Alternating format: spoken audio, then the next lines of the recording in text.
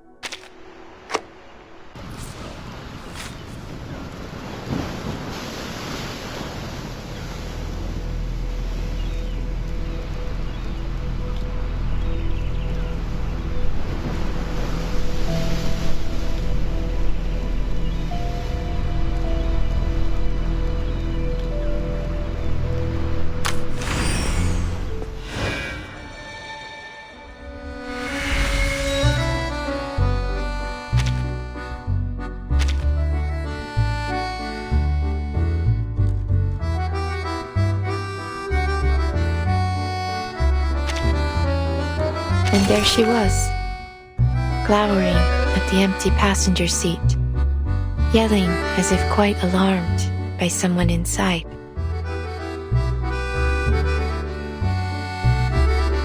I believe she called her Félicie? No, Félicienne. Yes, that was her name. Indeed, I once knew a Felicienne as well. You do know how to make me laugh. But Felicienne is no Napoleon. She never became a household name. Perhaps her demeanor and her air of self-assurance gave you that idea. But I advise you to look a little bit closer. That said, the Felicienne I knew would not take well to being mistaken for just any Felicienne. Before the Second Industrial Revolution, the blood in her veins was more prized than liquid gold. Indeed, her family was once renowned for their command over thunder and lightning. Though their influence faded when humans learned to harness electricity for themselves. Even so, the fortune her ancestors gathered would keep the family running for another 2 centuries. More than enough for our Felicienne to live a truly opulent lifestyle. Precisely. When she was born, this storm had not yet begun. Not that it matters much, you see. In times like these, those born before the storm often still cross paths with those of another era. Just like you and your friends. And myself and Brune. Yes, the Felicienne I knew disappeared long ago. Absent a miracle, I doubt anyone will ever see her again.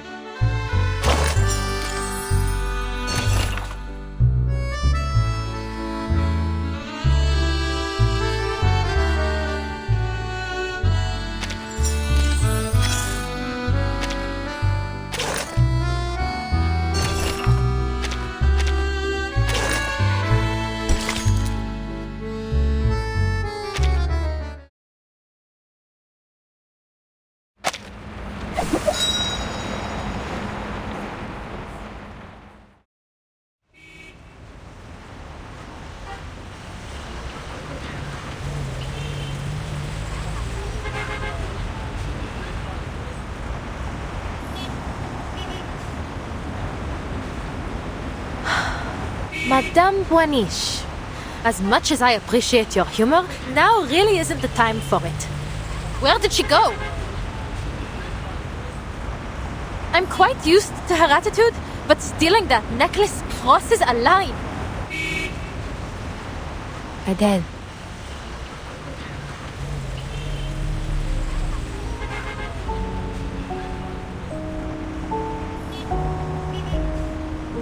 Felicienne was never here. Perhaps it fell out of your pocket. Allow me to aid you in its return. I believe it is best you not act alone in your current state. Ah, I've got it now. She didn't come to your parlor today, so she must have gone somewhere else. And she's been waiting in the car ever since. No wonder she got angry and stormed off.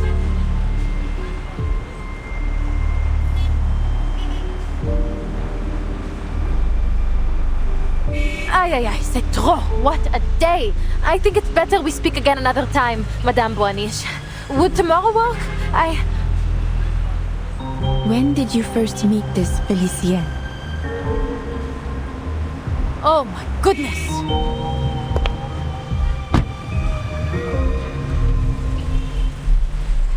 Honestly, what on earth is happening today? You want proof? I'll give you proof. Madness! Never thought I'd have to actually convince someone that I work for that terrible woman.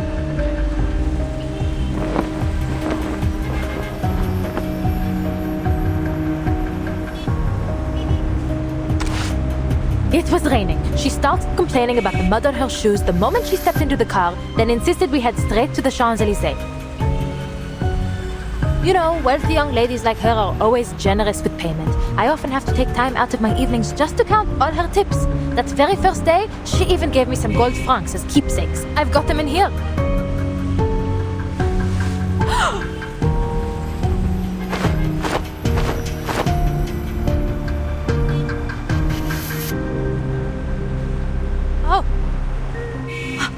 I must have put them somewhere else.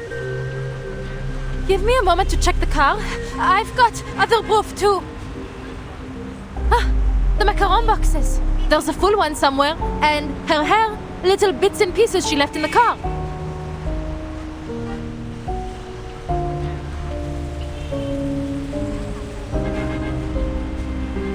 I remember that day.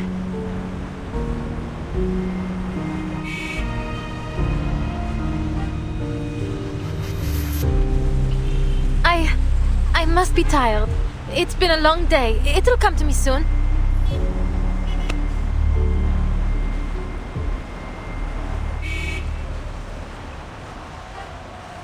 But there is nothing to remember.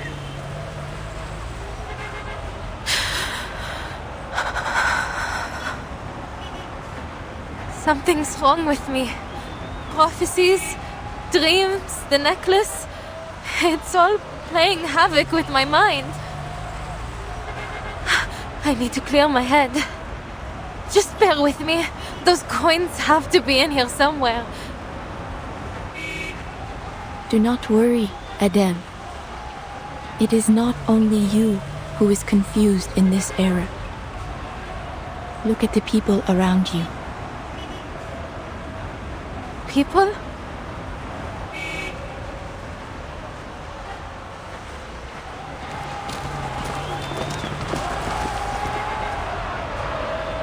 No more atrocities!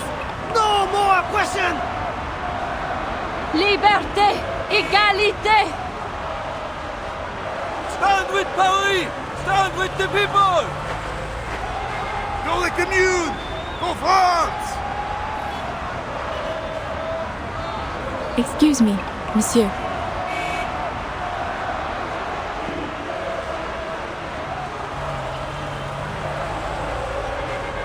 Where are you going?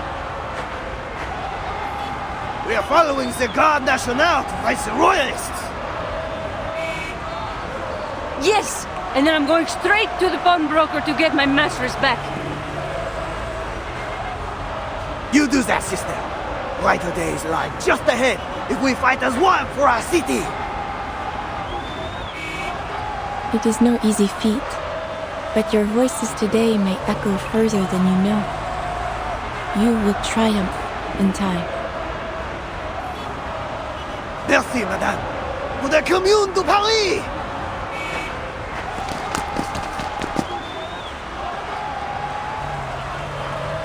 Well, everyone's fighting to survive these days. Looks like another protest. But did he just say Commune de Paris? He did. In their minds, this is the burning summer of 1871.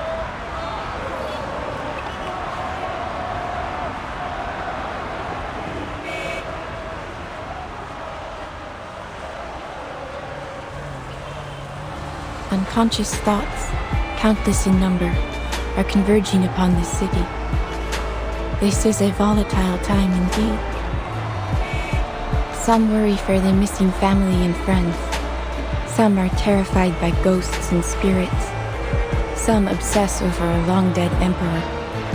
And others are shaken by the phantom attacks of a beast of legend. The edifice of reality is shaking. Chaos has been invited into its foundation. Whispered fears, murmured madnesses. A sickness is sweeping the city, and the beasts of Gévaudan have multiplied.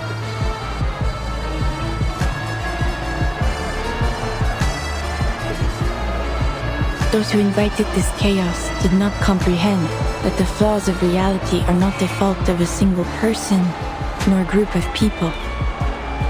This is not the way to mend Paris. Everyone, everything has an identity, whether it be individual or collective. To attempt to unify them all so recklessly would not create order, but chaos. Chaos is what turned those people into beasts. You mean the sightings of the beasts of Gévaudan were all people? that the citizens of Paris have been turning into monsters? Then are they the ones who killed Madame Raymond? Who cursed me, took Celia, and trapped all these protesters in this delusion? And Félicien too?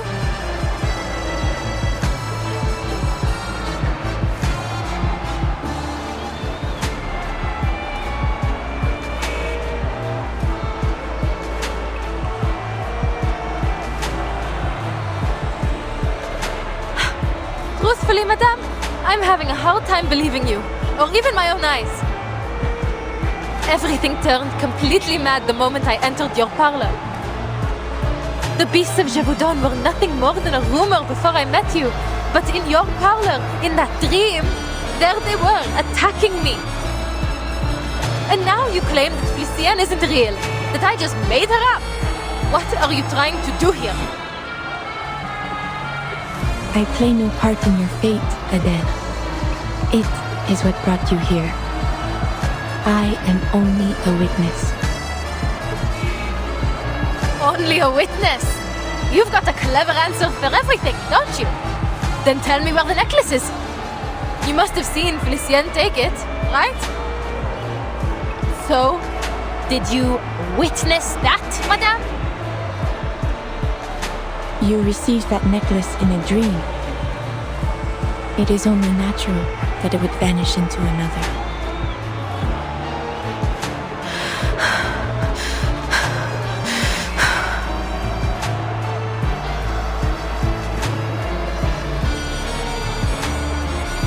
That necklace proves the truth of my words. The spirit world is as real to us as the physical world. I will happily read Félicien's fate. That is, if you still believe she is real. I don't need you to read anything.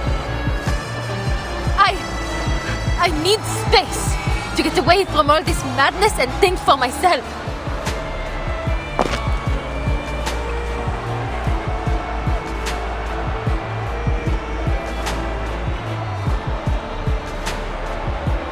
Adele.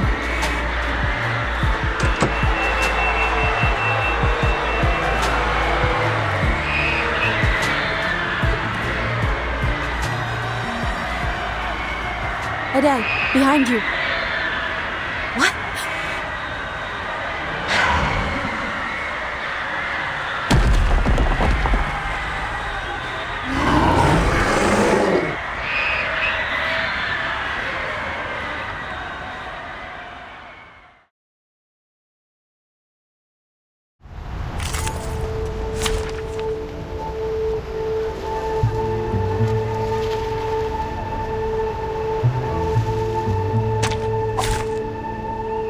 Which of these darlings shall we attend to first? Oh look, one of it's newly made this year. Please, allow me.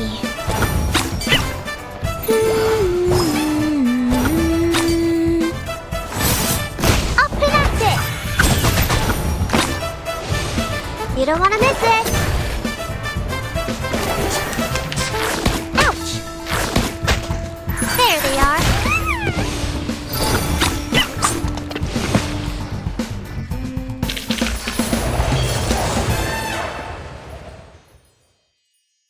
We did.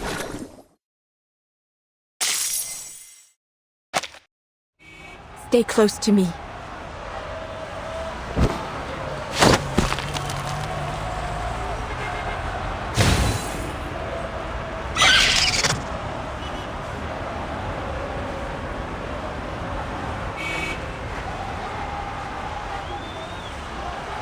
Your hand. Did it get you?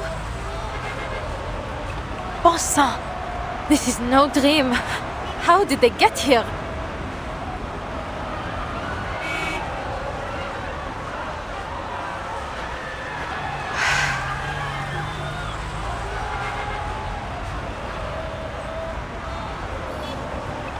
Is that what you meant earlier?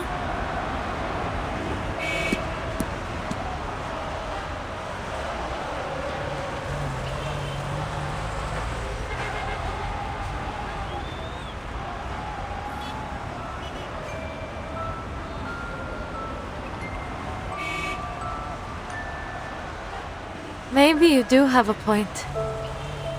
At least about the beasts of Gévaudan.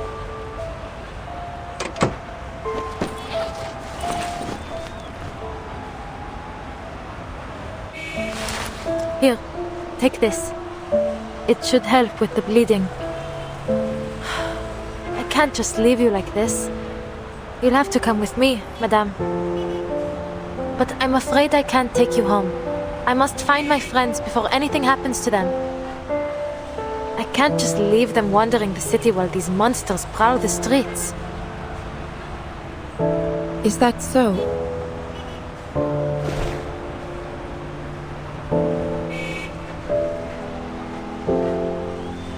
I foresaw death in the catacombs, and yet still you aim to go there.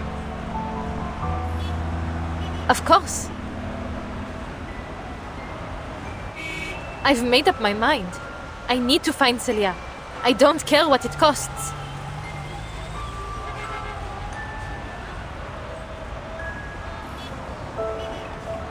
I'm still not sure if I can trust you. But for now, at least, I don't believe you want to do me any harm. But I need to know. Why are you helping me? You didn't even ask for payment. What do you want from me?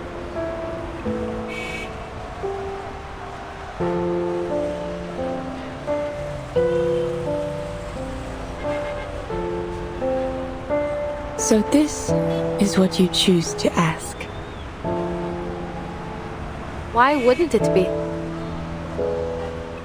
Of all there is to question, your future, this chaos, you choose to ask about me. What's so strange about that?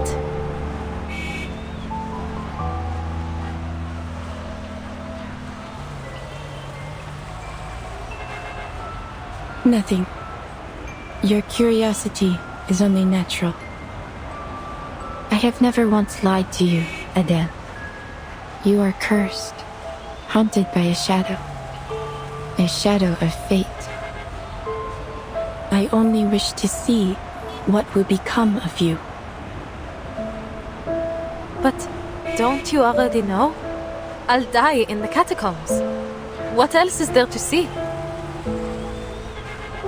You know this yourself. Yet, here we are. We have a common interest in that fate, you and I. Let us leave it at that. Go to the catacombs, Adele, with me by your side. You will need my help once you enter.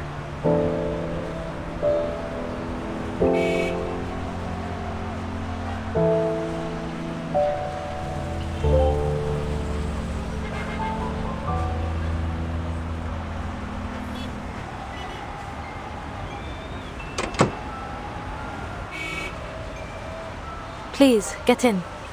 Careful. Let me open the door. Merci beaucoup.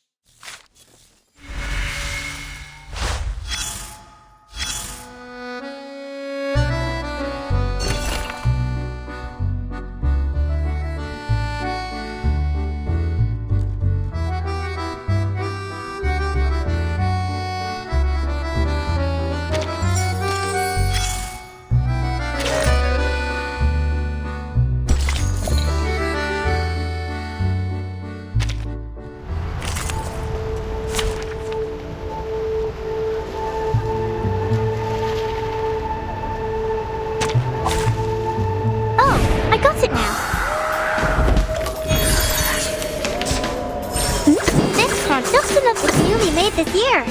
Please, allow me.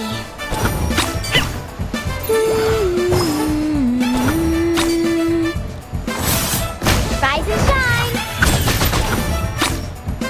Let's get it over quick. Stay away from me.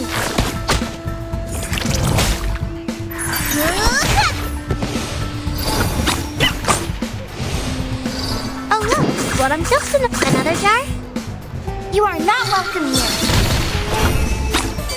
Oh, be careful.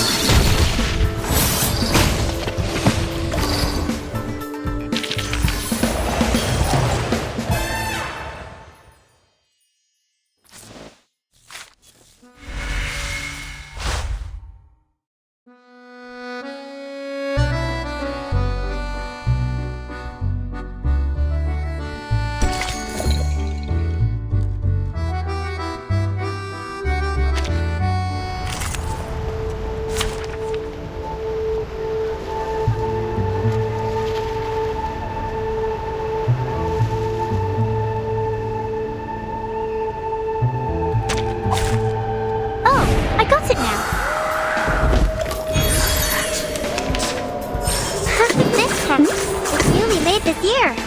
Please, allow me.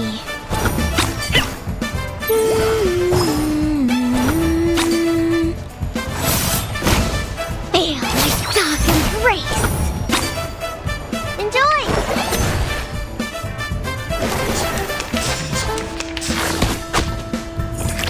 It's wrong.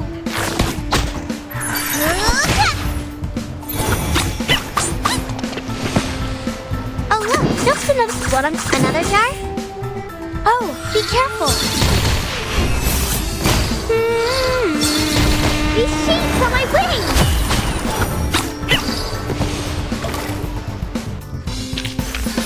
I remember it's called lending a hand.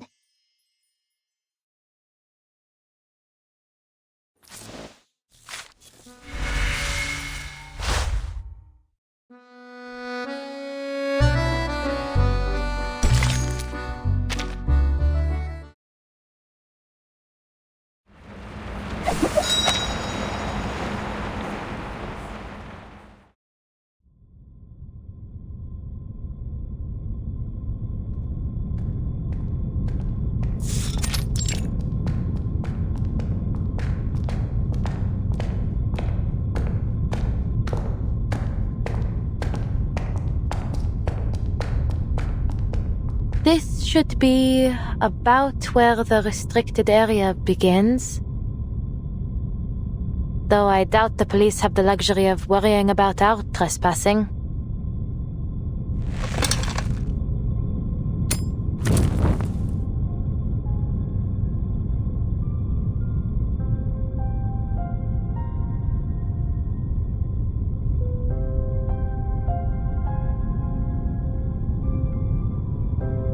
I've always wanted to explore the catacombs. It's almost eerie to think they've been lying beneath our feet for centuries. And it only got spookier once they started stuffing the dead away down here. A vast labyrinth lined with skeletons. But despite the spookiness, I still feel it has a special charm. Secret passages used by revolutionaries and soldiers, surviving in their own way against the march of progress. The catacombs have a rich history, indeed. Yet only a small portion of it remains open to the public. It is a place dear to the spirit of the city, yet one that is hidden away.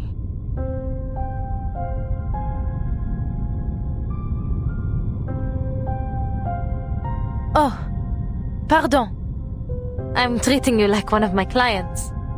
I'm sure you don't need a guide to tell you these things.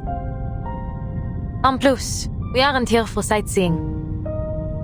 I need to find Celia and get her to safety as soon as possible.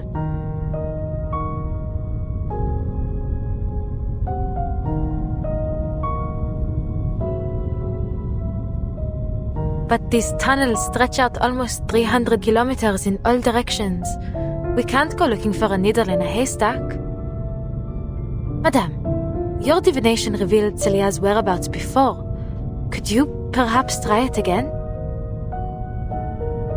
The fates of many commingle here.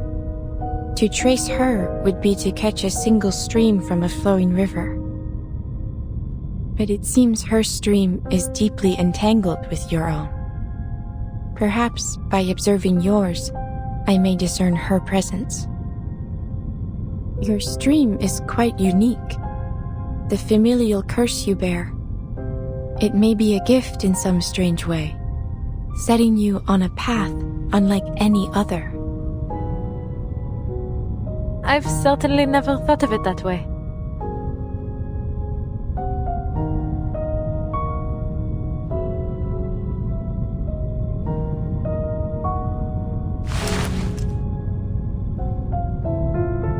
But you're saying you can track her, n'est-ce pas? It will not show me where she is, but I will gain some sense of where she has been. Génial. Better than searching blindly.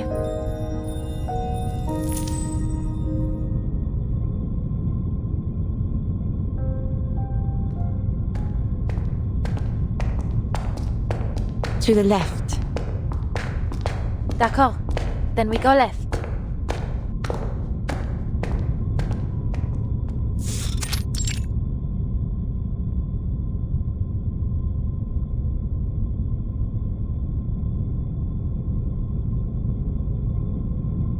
Wait.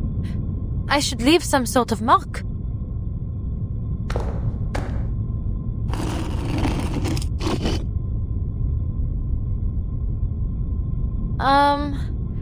We've been walking for a while now, but we still haven't found anything. Forgive me, madame, but are you sure your divination? Shh. Look. The fruits of your search.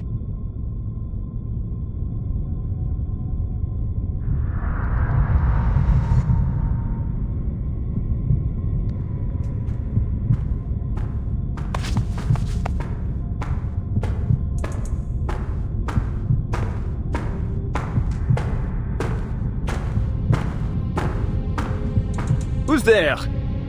Oh, a fellow explorer. What luck. You see, my headlamp's gone out and I've been separated from my students. I wonder if you might help me get to the surf... Wait, you? Are you not that same young lady from yesterday? And you, Madame Baril-Boiniche? What on earth are you two doing here? You know each other?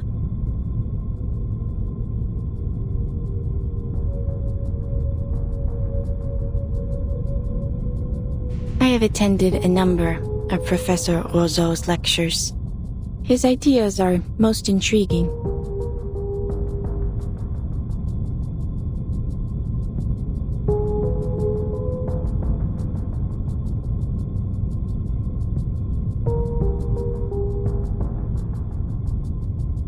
Was Celia with you, Professor? I've been looking for her. It's serious. I tried calling the campus, but no one answered. Celia? She was supposed to join us today, yes. But I'm afraid I haven't seen her. Most unlike her to do such a thing, but perhaps she had a change of plans.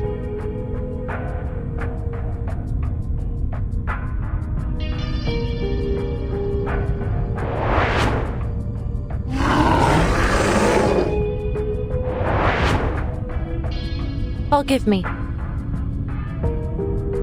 Huh?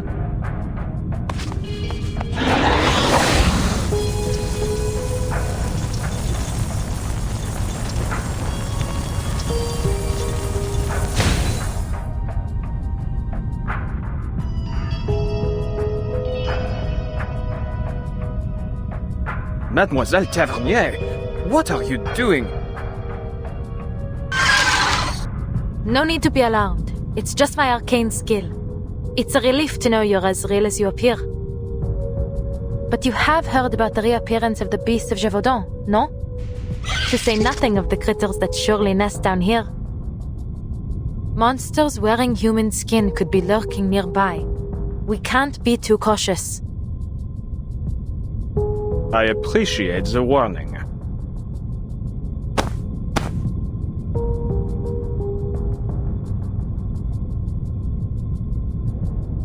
Knowing Celia, it may very well be that she lost track of time organizing her research materials. Are you quite certain she's not at home? That does sound like her. But I went to her place. No one was there. In all likelihood, she's in some cafe with her nose buried in a book. But mademoiselle, why is it that you are so concerned with finding her? It's as if you're certain she's in some kind of danger.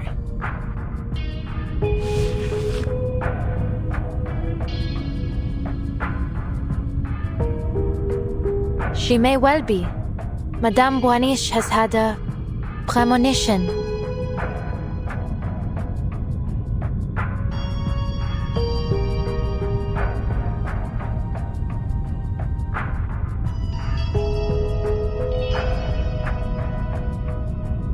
Madame Boaniche, forgive my bluntness, but you've been indulging this mademoiselle far too much.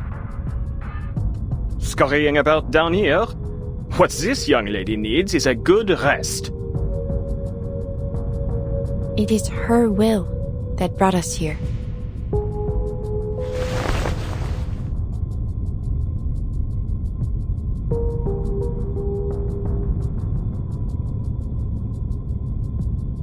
Mademoiselle, I know you're a dear friend of Celia's and worried about her safety. But you mustn't let yourself become paranoid, especially with all of this hysteria spreading through the city as of late. Are you saying I'm making things up? That this is just some kind of mania? It isn't! Absolutely not! How else could you explain the necklace? There may be many explanations. Many, indeed. Though I fear, in the worst case, that you've been under the spell of this mania for much longer than you realize. Think, mademoiselle, this necklace you were given in this dream of yours. Where did it go? Where is it now? It was Felicienne. She...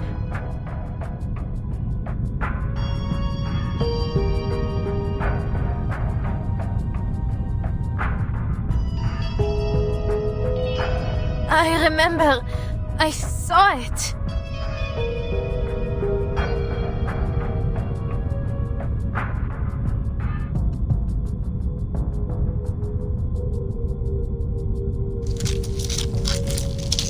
Watch out!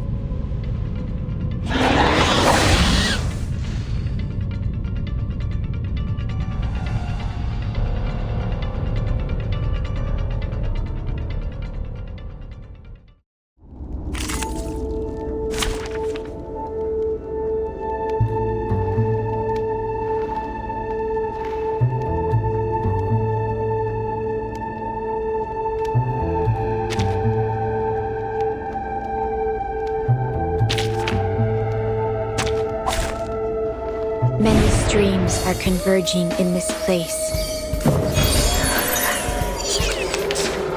It is here. This truck, just another shift.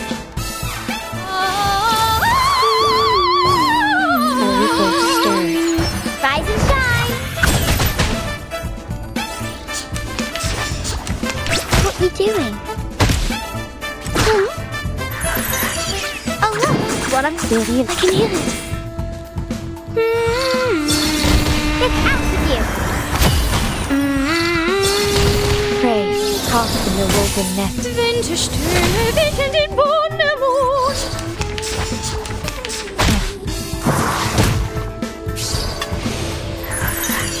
You want this? Just enough. Yes, I got this. We'll find your home. It one day.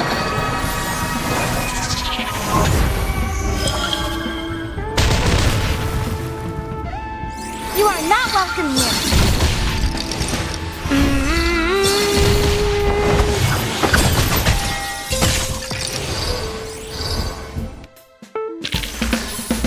The curtain has fallen.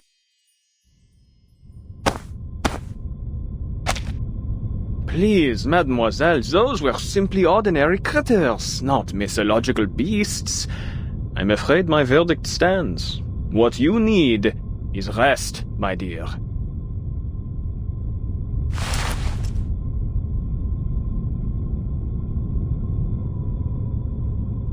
as much respect as I may hold for the art of divination. In fact, my own field of study overlaps with it quite a bit. Ultimately, divination is but a tool, and an auxiliary one at that. In this era, everyone is clamoring to find the true path out of their predicaments. But I have yet to hear of anyone who has found an ultimate answer. I believe that it is only when all of society is united that we will have any chance of success. Indeed, that is my team's and Celia's shared goal. There are, of course, those who claim to have found the secret to creating such a society, but they are nothing but imposters. Little do they know that the lies they spout are destined to backfire, causing suffering and disaster as they too are devoured into the collective unconscious. We must make our own decisions. Wouldn't you agree, Mademoiselle Tavernier? I suppose you have a point.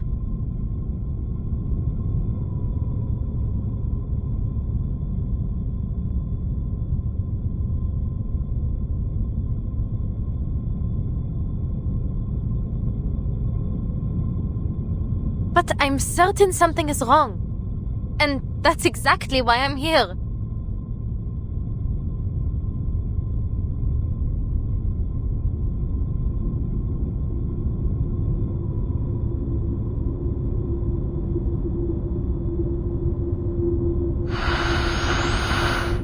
Celia?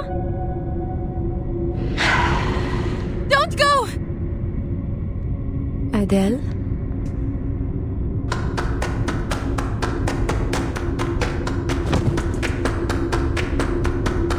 Attendez, mademoiselle! Please, don't venture off alone!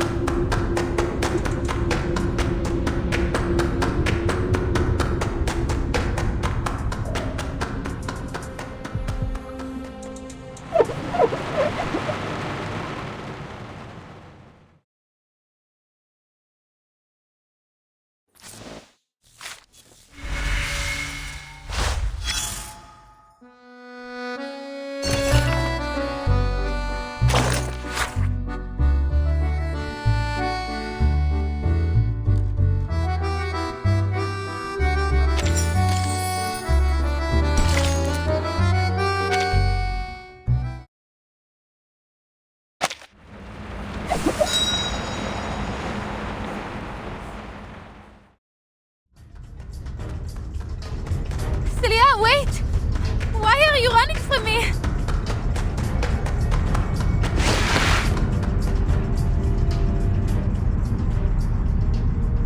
A dead end.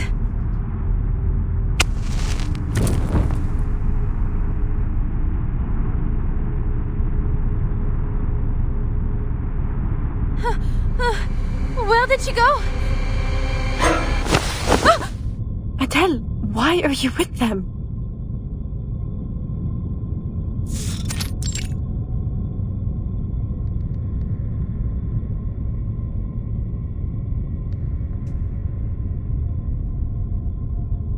Celia? How did you... I just saw you over there. Never mind. Are you alright? What happened to you? I've been worried sick.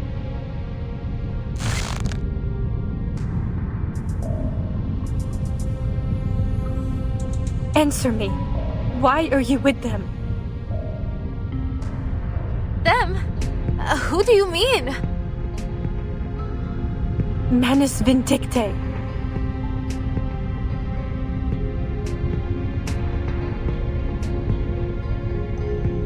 The professor deceived us all. He's been a member of Manus Vindicte this entire time. He never wanted to help anyone. We can't let him open the gate. We can't let him unleash the Imagirial Paris. Wait. Hold on a minute, Celia. Manus Vindicte. In imaginary Paris? Please, I don't understand.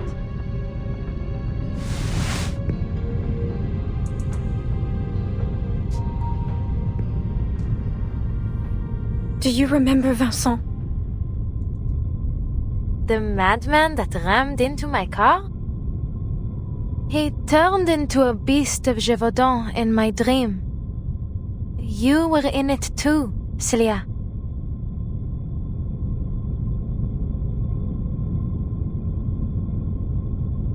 No, Adele. It wasn't a dream. Yesterday morning, I went to the hospital to check in on him. That would be around the time I visited Madame Boaniche's parlor.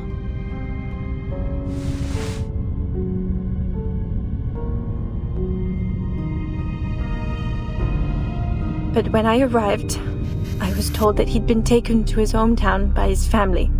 I truly didn't think much of it at the time, although I was remiss to have lost my chance to say goodbye. But on my way back, I saw him again. He was getting into a car, one that I recognized right away, Professor Roseau's.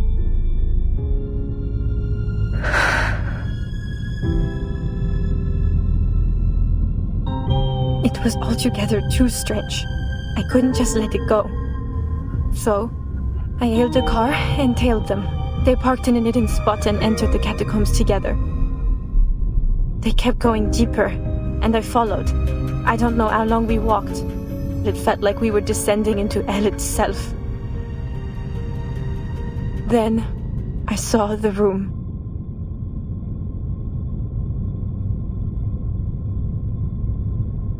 You should feel honored, Vincent. Few have ever had the privilege to stand in this place.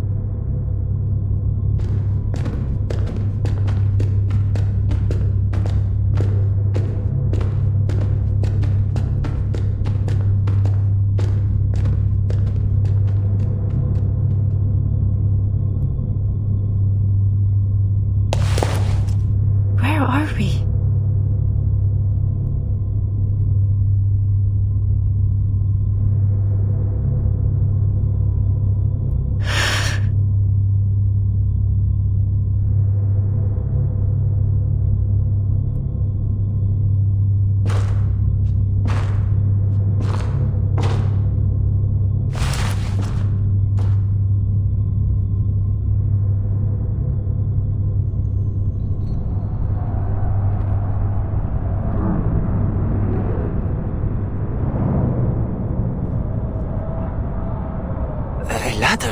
I thought we were already in the deepest part of the catacombs.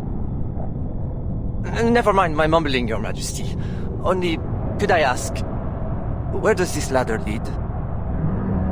As above, so below. Don't let appearances fool you. Huh? You mean... Yes, this is its entrance. The archive of imagery. The anima mundi, the shared dream, the sea of collective unconscious. It goes by many names, but I prefer to call it the depths of myth. And it exists in a more tangible form than you may think, my dear boy. In fact, it is right in front of you. My God! This is beyond my wildest imagination. For now, it is but a small crack in the veil, nowhere near enough. We must open the gateway. If we wish to restore the glory that once shone on this land, we need a far more radiant light, like the brilliance of the sun of Austerlitz.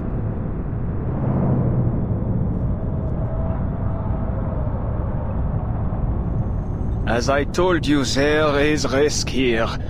The maelstrom of imagery will devour any who dive into it, reshaping their body and soul into something else entirely.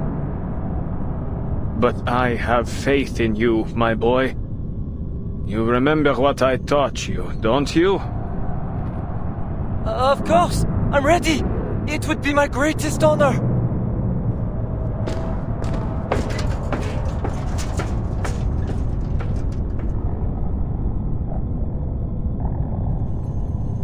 You must find the key, the French blue, A pivotal discovery by one of our most venerable pioneers. Sadly, her existence dissolved into the depths of myth just as she had nearly claimed it. Still, her discovery has paved the way for our victory today. Together we will build a bridge between the material and spiritual realms, one that will guide us toward a more perfect world. Have you found it, Vincent?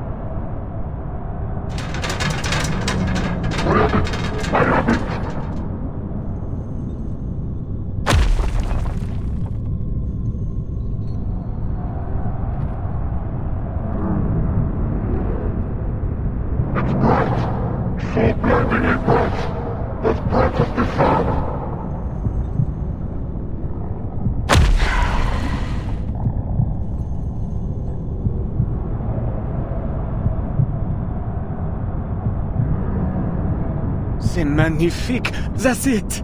Bring it to me! Bring it to me!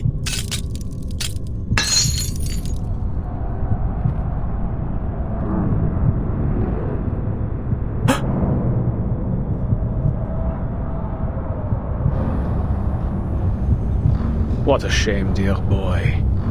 It seems you weren't worthy after all.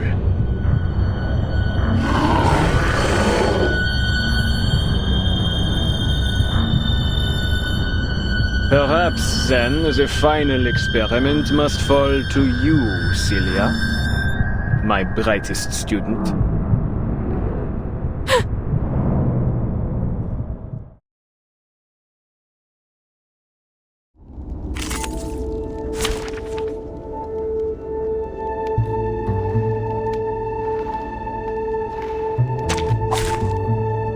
Stay behind me. I'll keep us safe.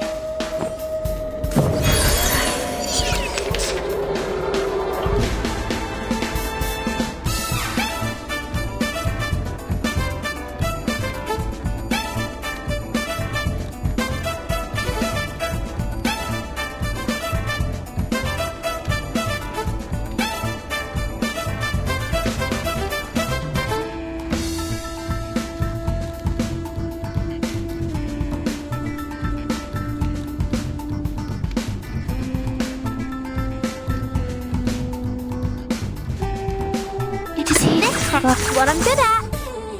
Tu peux la jeter maintenant. La chambre d'opéra. Secret reveal.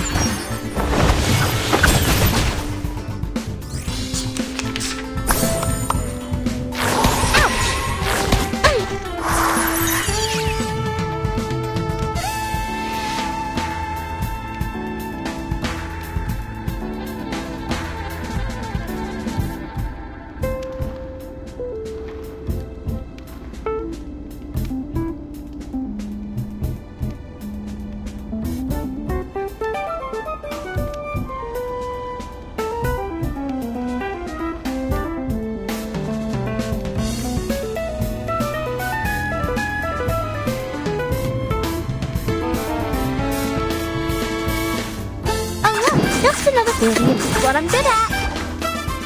Oh, be careful. These seeds are my wings. The overflow of the Sephira. Up and at it.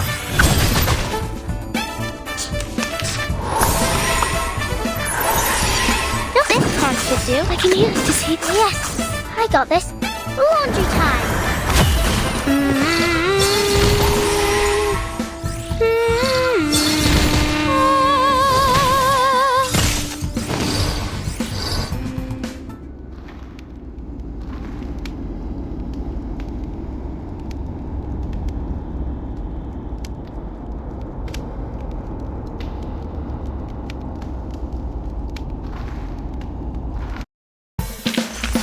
Voilà donc ce que c'est.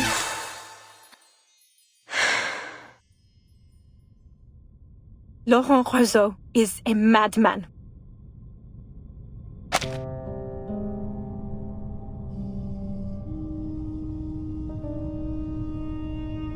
I thought he genuinely wanted to make the world better through parapsychology.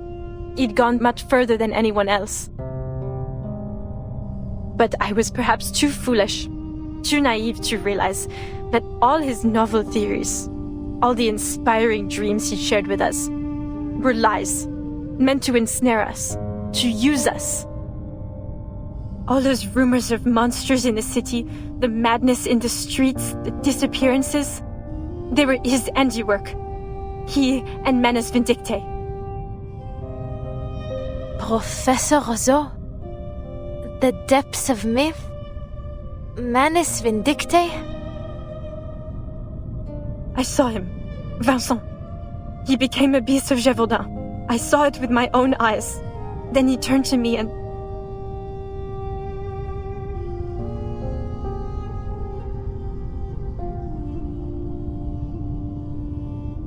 But you're safe now, Sissy. That's all that matters. We'll figure things out later. For now, we need to get out of this accursed place.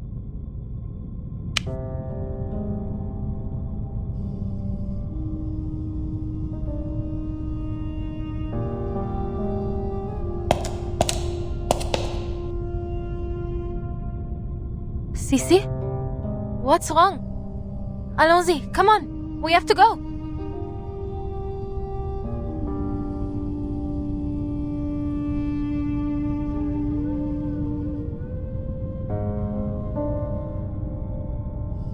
I'm so very glad, Adele.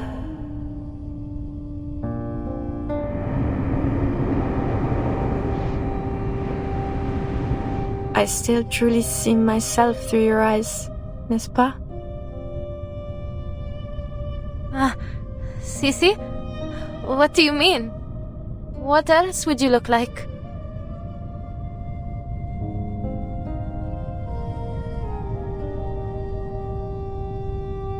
They captured me, Adele, and threw me down the ladder. So many voices flooded my head, an endless number, until I couldn't feel my own body anymore. They told me things, whispered about this Manus Vindicte. Everything struck me so quickly, so chaotically, yet it felt so long, like an endless moment. But I found something in the current. A diamond. The key to all this.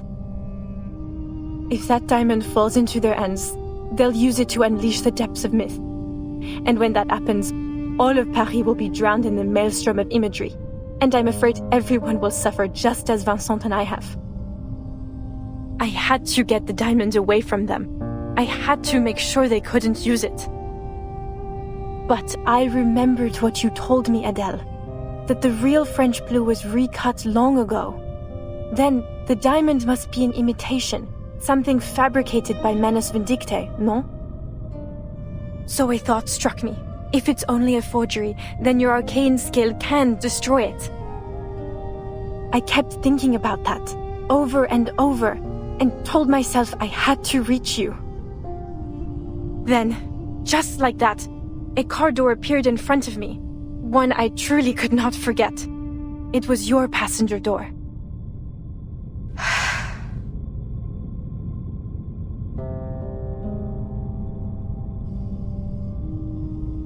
Maybe the depths of myth really does connect our dreams, blurring the line between what's real and what's imagined.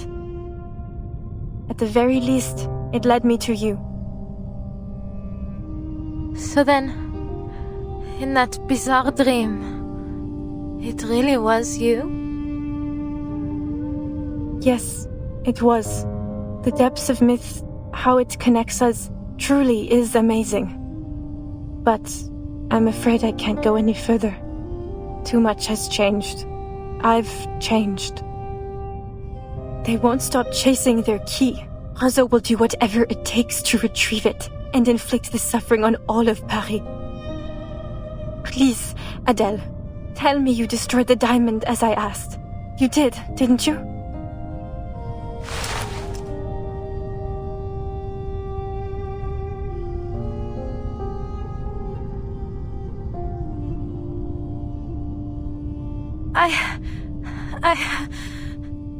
It was all so strange and confusing. I was worried about you, and I thought the diamond might be the only clue as to where you were, so I didn't destroy it. It should be with Felicien now. Feliciane. Quelle horreur! You can't mean that, Feliciane. That's right. I told you about her over dinner. No, this is terrible. I see now, they're all... Listen to me, Adele. Feliciane is an enemy. She's with Manus Vindicte. You mustn't trust her. She's more dangerous than she...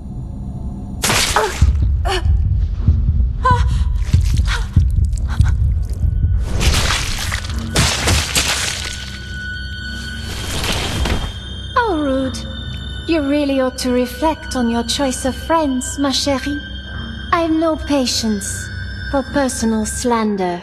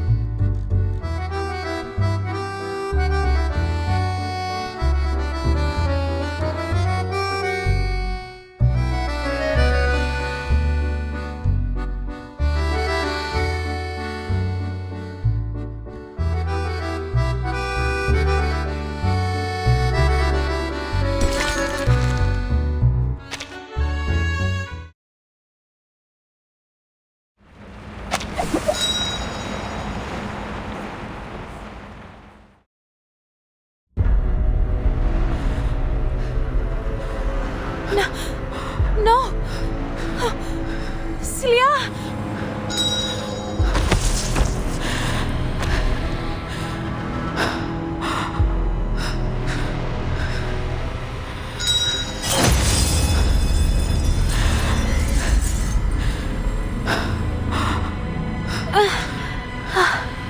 My head hurts.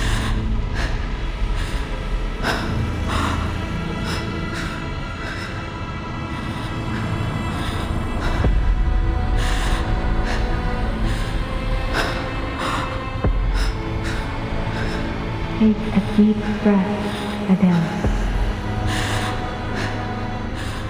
Come, take my hand. Time to wake up, dear.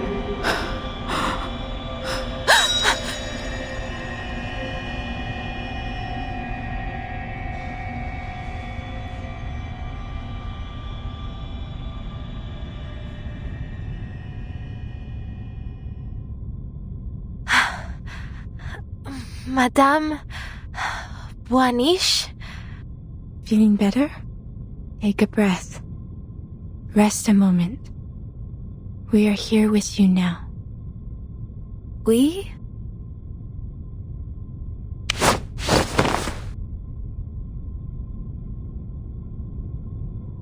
Stay away from him, Madame Boaniche. He's the one behind all this. What? Celia told me everything. She saw you turn Vincent into a monster. Oh, my dear girl. When we get you back to the surface, we must get you some immediate mental care. You've been pacing around in circles, talking to yourself, laughing and crying for who knows what reason. And now, just as I thought Madame Broniche had managed to calm you down, you start spouting this nonsense. Enough with your lies! You can't fool me! If you know what's good for you, you'd confess all your evil plots and come with me to the police. Wait, isn't that...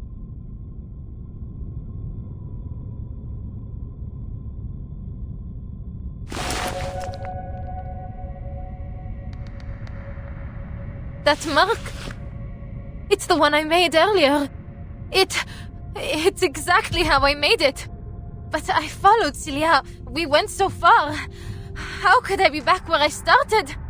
Aren't you listening? All you've done is pace in circles and mutter to yourself. And now this rubbish about Celia. For pity's sake, girl, look around. She's not here. Ask Madame Broniche if you must. But I saw her with my own eyes. Felicienne stabbed her. It was real. It was true.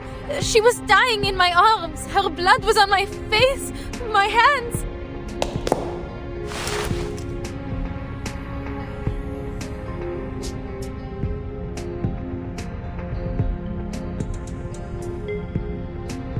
How could this be? This must be another one of his deceptions. You have to believe me.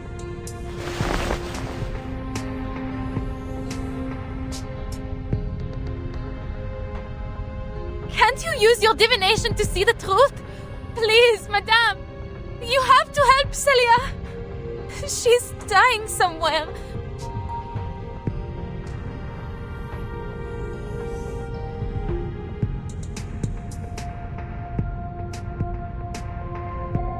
It seems this curse still shadows over you. What you saw were simply illusions. Rest assured, I will do what I can to help you through this.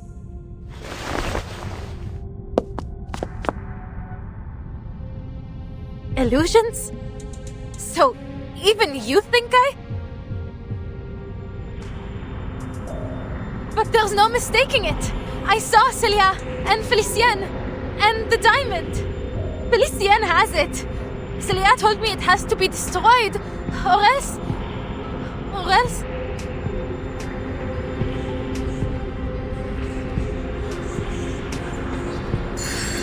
The diamond? You mean the one strung around your neck? Huh?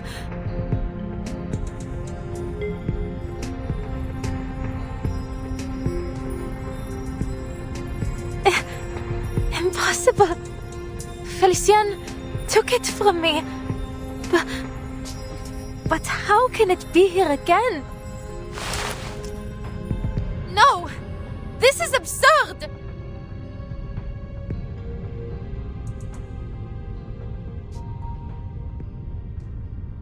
Celia was right. This wicked imitation must be destroyed. It must be destroyed now! Come, Fefe!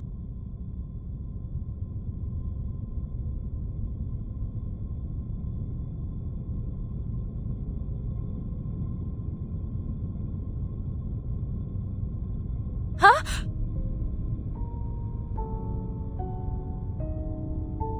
What's wrong, Fefe? Destroy the diamond! Fefe?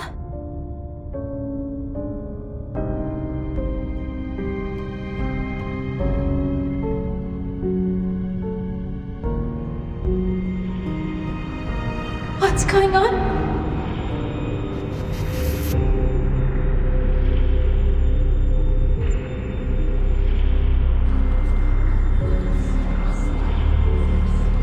This is all too strange. What was I doing again?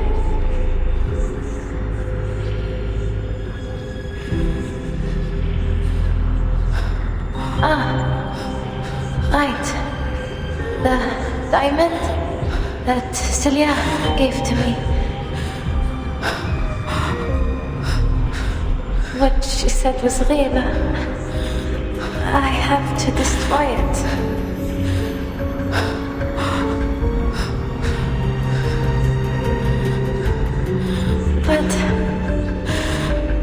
This isn't any ordinary diamond. It's the miraculous French blue. Do I really have the right to destroy a national treasure?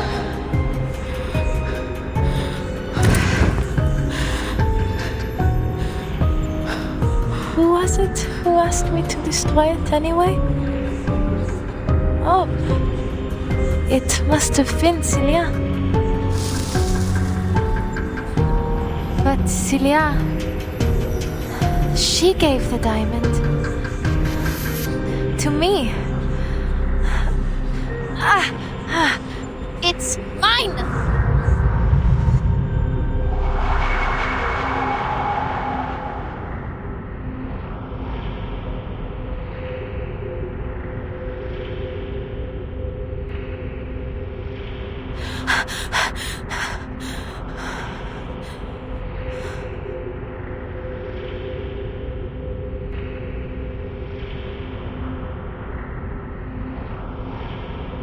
Please, mademoiselle, you seem to have been through a lot. You need some rest. Perhaps some fresh air might ease your symptoms. Come, I'll lead the way back to the surface. My colleagues and I have a reservation at a restaurant nearby. Please, join us for dinner.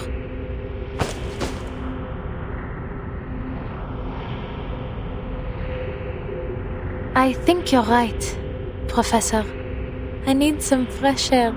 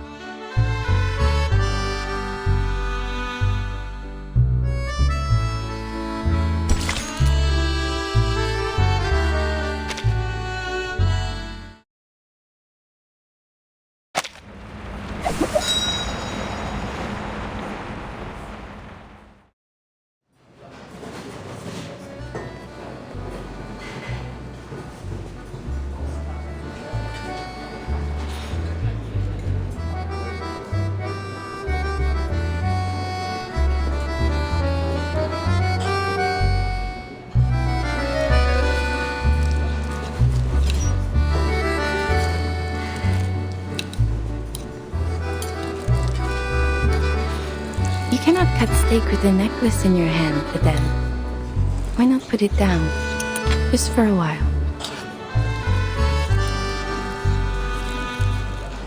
No. Thank you, Madame, but I can't afford to lose it again.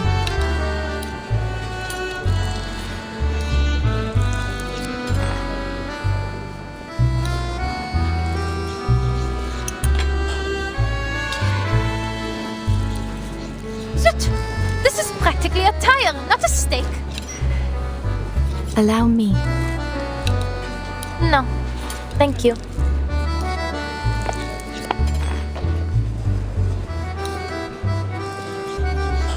Oh, Madame Boulaniche. It's been a long time. I'm glad to see that you're still in Paris. And you? Still in search of your lost fate?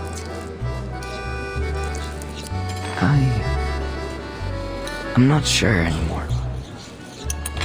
What you said may have been right. Fate is a kind of erratic stream.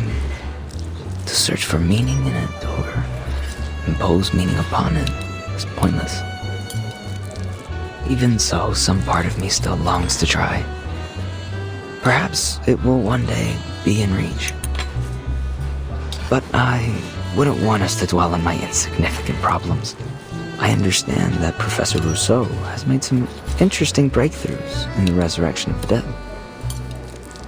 Though first, perhaps you'd introduce the Senora here? She is the one I spoke of before.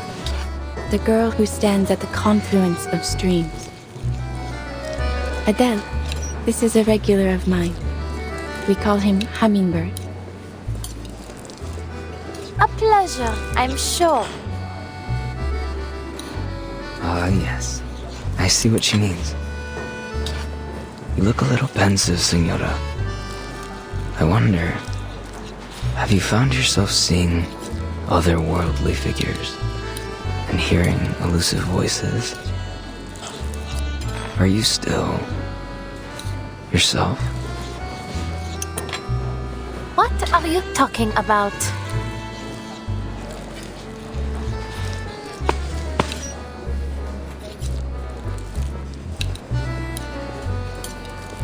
I'd say you'd prefer these over steak.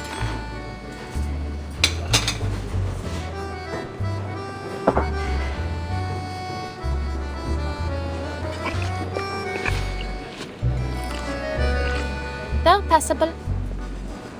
Though nowhere near as good as La Durée, I must say.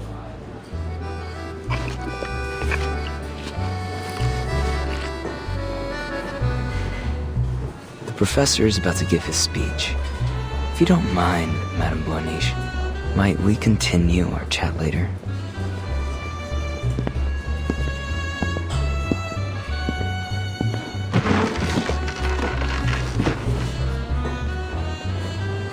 What on earth is Rousseau up to?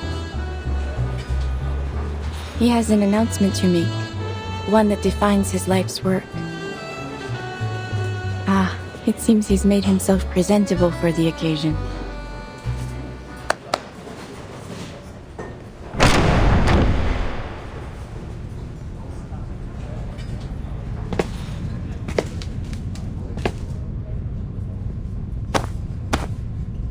Greetings, dear brethren. We gather here today to celebrate a momentous discovery. One that belongs to arcanists alone. A breakthrough that lies far beyond the reach of human comprehension. Enough with the self-aggrandizing. Get to the point. I didn't come all this way to watch you pump yourself full of hot air.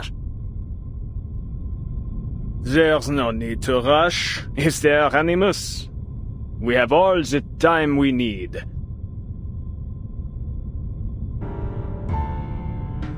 Since the year 1999, our search for the Promised Land has never ceased. Following the will of the Guiding One, we have unraveled countless mysteries of this storm. For this great cause, many of our noble comrades paid the greatest sacrifice, their souls sowing the seeds of our coming harvest. Our endeavor was never expected to be easy. But tell me, has it ever crossed your minds whether this storm is the sole path to the Promised Land we have collectively sought to bring about? Further still, do all of us here, myself included, share in the same vision of that world? We are nothing like the Foundation's numb, obedient lapdogs, incapable of independent thought. Wouldn't you agree? This storm promises only a change to our imperfect, superficial world. Yet I believe a transcendent world may be drawn up from the depths of myth. A world where each and every dream becomes reality. Tell me, which would you prefer? Same old song and dance. Perhaps you'd care to show something new and actually feasible for once. Otherwise, you'll get naught from me. My dear Animus, worry not. for I have come well prepared to open your eyes. I have discovered a means to access the depths of myth, and through it achieved a miracle. The miracle of resurrection. Allow me to demonstrate.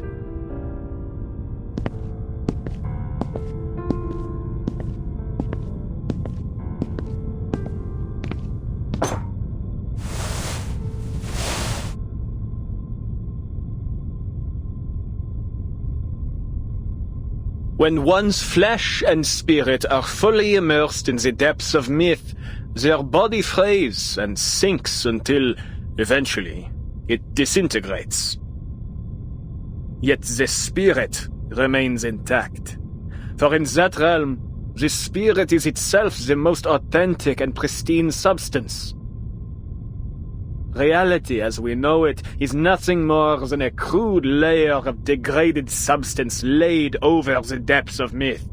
And so long as one's consciousness remains within its maelstrom, that person may be raised from it again. Our Felicienne here is the very proof that the mind alone may be brought back to physical reality. Though she perished, she now sits before us once more. So, one and all, let us raise a toast to her revival. Roseau, what in heaven's name are you trying to say?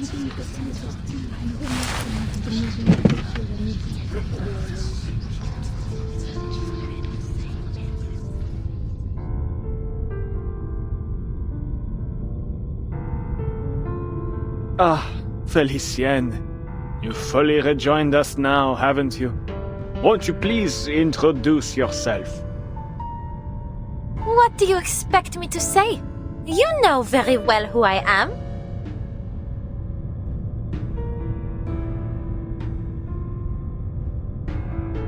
How are you feeling? I would feel a great deal better without your patronizing tone, madame. I have neither need nor want of your sympathy. Ahem.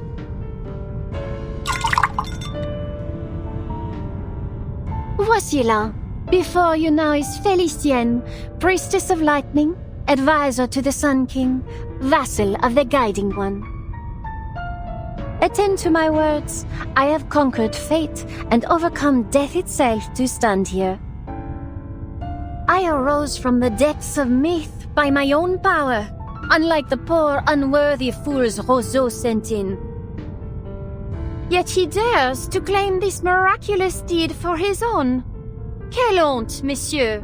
Have you no shame? But of course you don't. All of you non-entities lack in both gratitude and shame, basking in the grace of the Guiding One and myself without even realizing it. Did you think you had even scratched the surface of the power that dwells here? Roseau, you utter fool! This affront of yours ought to cost you your life. Yet, I am not so base as to destroy what may still have use. So, just this once, I will forgive you. As for the rest of you, my forgiveness likewise extends to the rudeness you all showed in stuffing your faces before toasting to my health. Et maintenant, à ma santé!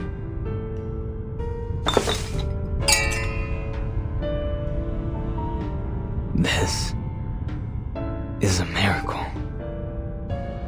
Bringing the dead back to life. It isn't really possible, is it? He came back to life? So we can't die anymore like what the Guiding One said? What a farce. All you've done is manipulated some girl into believing she's Felicienne, and yet you dare to call it a miraculous resurrection. What utter blasphemy. An offense to the word miracle and to the Guiding One herself. I heard another voice in Felicienne. One that belongs to someone else. Could that mean... Why do we speak as if she is not present? Let us bring our concerns to her. There are things only the true Felicienne would know. Mind alone, returning to reality? But has Felicienne lost her arcane skills in the process? If so, then this revival is meaningless. Whatever the case may be, if this is a true venue of life eternal, should we not seize it? At least until we find an alchemist capable of concocting the Fountain of Youth. I believe I see one drawback already. Only one who dies in the depths of myth may be returned from it. To die elsewhere would be to lose the original image of one's being. I imagine this is our shared goal then, to unleash the depths of myth upon the material world, so that we might render a collective image of all who dwell in this era to be raised anew.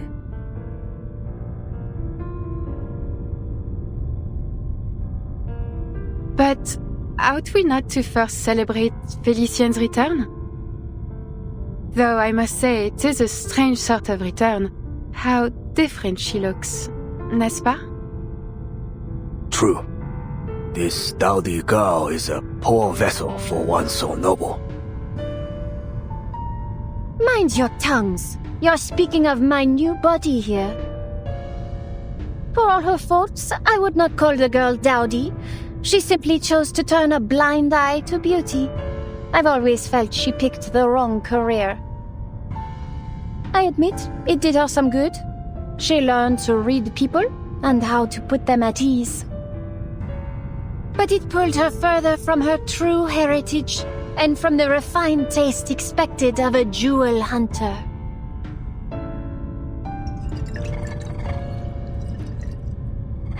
Alors, Felicienne, your right hand, is it all right? What do you mean? Do you not feel it trembling? Oh, zut! Is something wrong?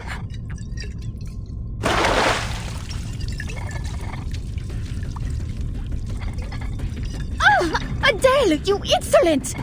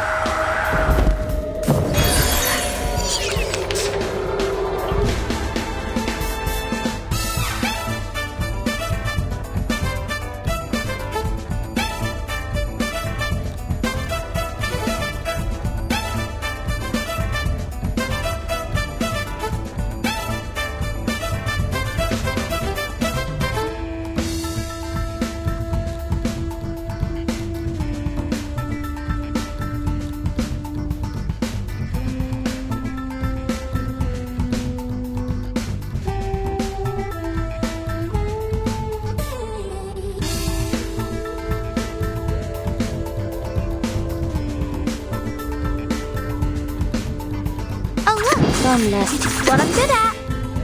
We stand together.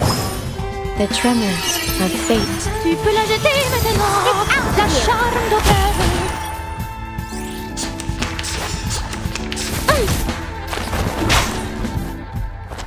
What are you doing?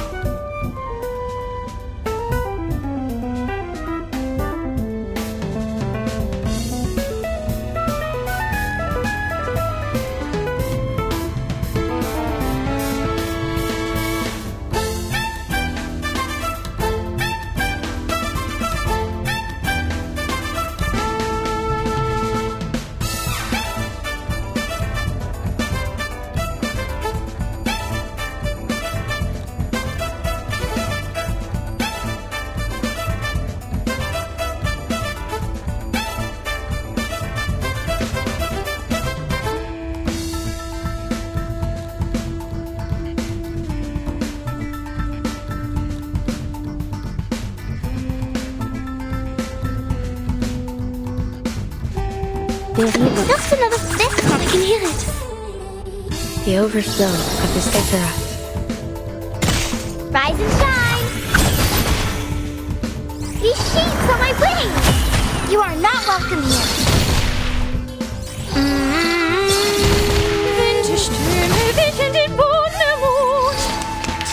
Stay away from me. Ouch.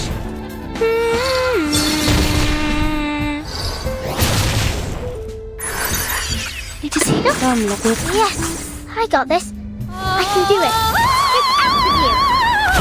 Prey, caught in the woven net. The overflow of the Sephiroth. That was quite rude, no? Voilà donc ce que c'est. Atteindre la fin. Non la prophétie, mais par mes propres mains.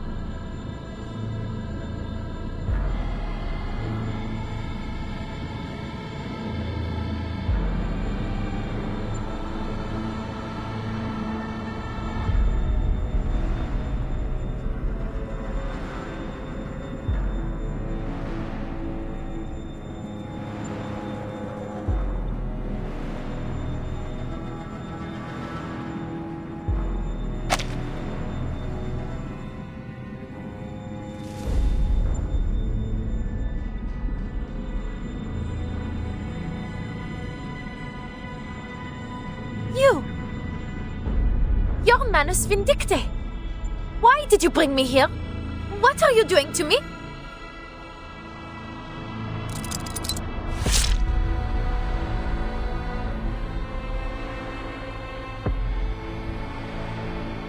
Arrête! I will not accept any damage to my body, Ustrina. Nor from you, Lyra. One move, and I'll burn you to a crisp, inside and out. What's happened, Felicienne? It is only us. We're still here at the banquet thrown in your honor. Stop your prattling, you rubbish dump. Another word and I'll rip that canvas to shreds.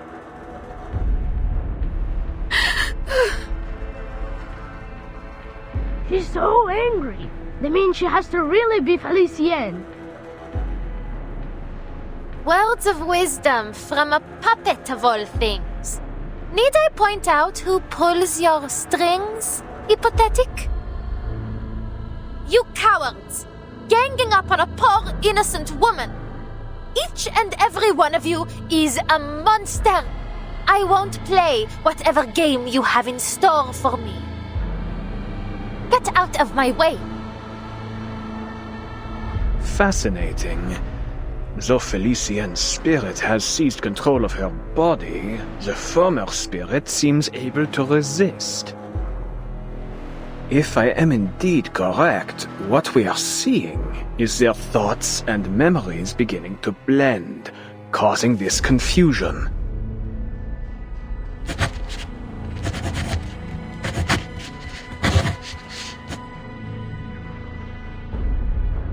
Laurent Rousseau, you've been in league with Manus Vindicte all along. You were lying to me. Everything Celia said was true.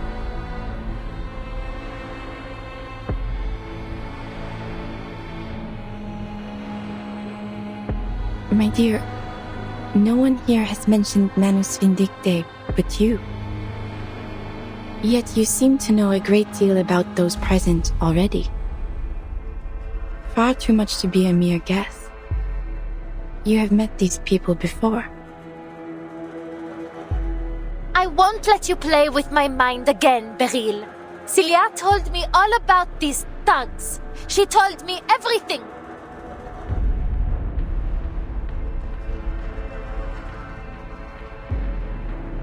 Maybe not exactly everything, but she did tell me that it was Manus Vindicte that killed her.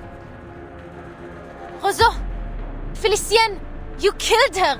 You murderous Manus scum!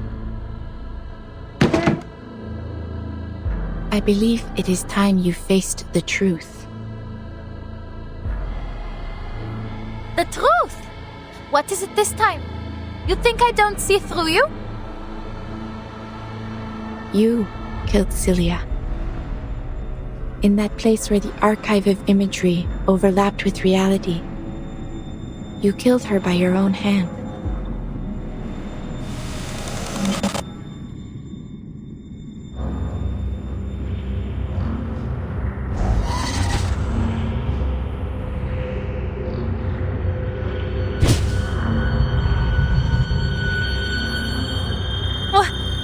What?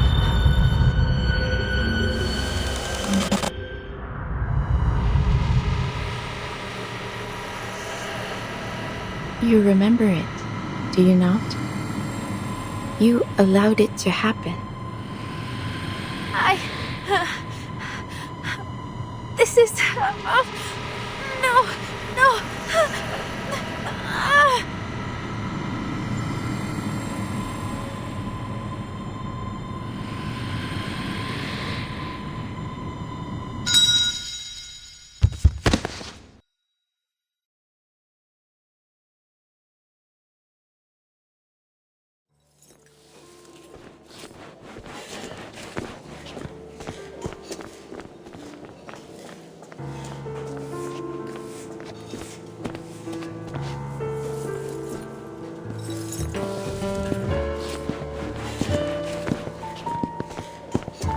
Felicienne has quite the flair for the dramatics, doesn't she? And as always, our audience simply sat back, their eyes glued and mouths agape.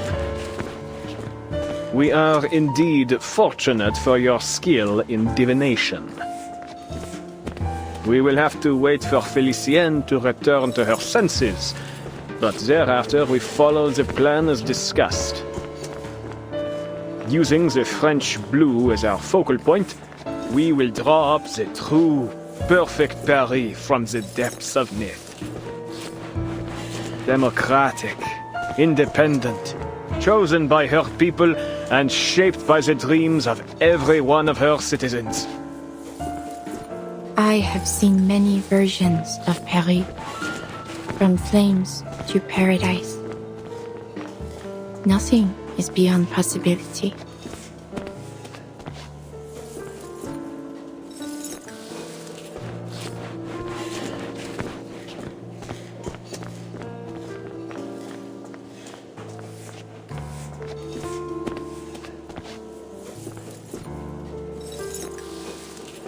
Alors, tomorrow at dawn, we will perform the final ritual atop the Eiffel Tower.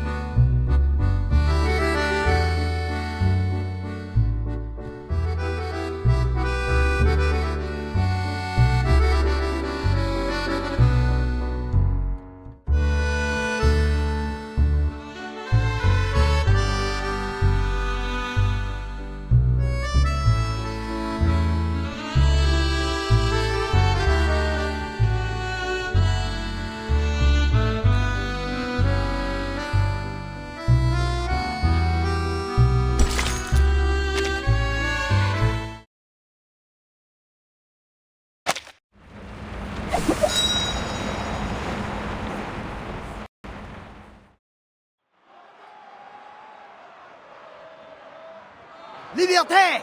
Égalité! Fraternité! Deliver what was promised!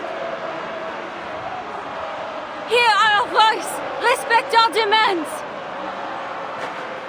8-hour workdays, better wages, paid vacations! No more hunger! We will not let the Bastille frighten us! Let the king and queen answer! Give power to the people!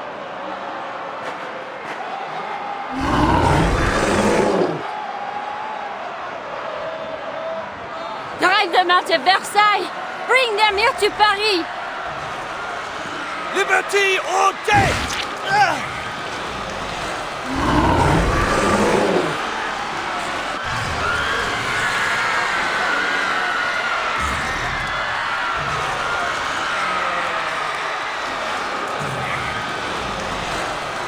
Liberty or death!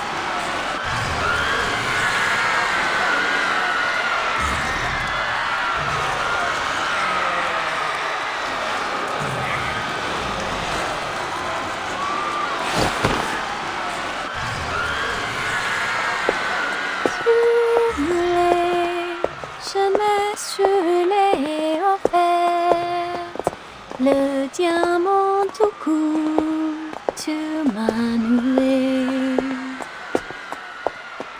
L'eau de miel, faux langage, m'ont jeté dans la cage. Quelle surprise! The great Felicienne seems in better spirits now. Et tout ce qu'on ne clôt dans le silence, dans un coffret noir, loin sous la terre.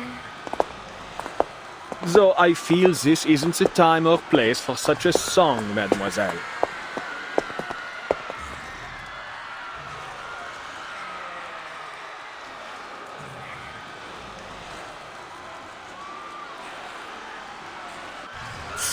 Adele would never interrupt me the way you did.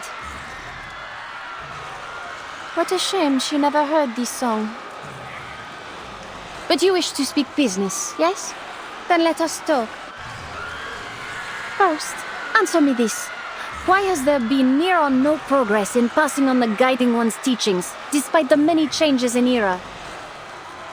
You've elected to ignore your most sacred duty, throwing aside her benevolent instructions in favor of your pursuit of knowledge. Without my leadership to inspire you, this organization is about as useful as a chocolate teapot, it seems. Please, mademoiselle. All these problems will be solved once I unravel the deepest secrets of the depths of myth. Look at you, still clinging to that old drivel. Did I not already expose your worthlessness? I'd have had you swept out by the servants in my day. But you're living proof of my thesis. You came back from the depths of myth. How can you not believe? What I believe in is my ability to conquer death. I have no particular interest in your imaginary Paris. Nor your babbling nonsense about ideals. It is our shared goal to return the world to its most glorious era, n'est-ce pas? We've found the means. I only ask that you trust me. Trust? You'd have me scale the Eiffel Tower of all things to use my diamond to unleash the depths of myth. While you stand at a safe distance and watch? That's your brilliant plan? I admit we made a mistake, mademoiselle. But I've discovered the truth. The depths of myth don't lie below, but above. Altitude represents ascension, a primordial image as old as civilization itself. That is why you must reach the peak of the city's tallest structure. There, all of Paris, perhaps even the entire world, will transcend, if my theory proves correct. Theories, theories, theories. Ugh, what torture it is to listen to you. And what of you, madame? Why are you staring at me like that? Your gaze is nauseating. Stop it.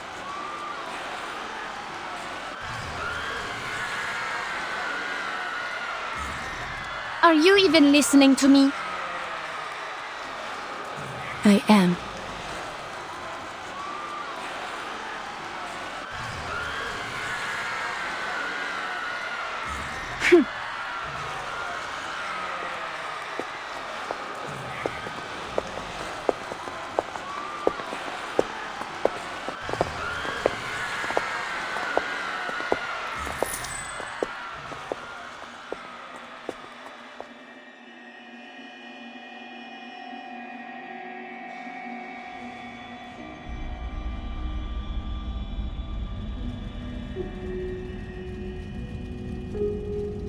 I never really understood any of the songs she sang. That's why I didn't bother to say anything.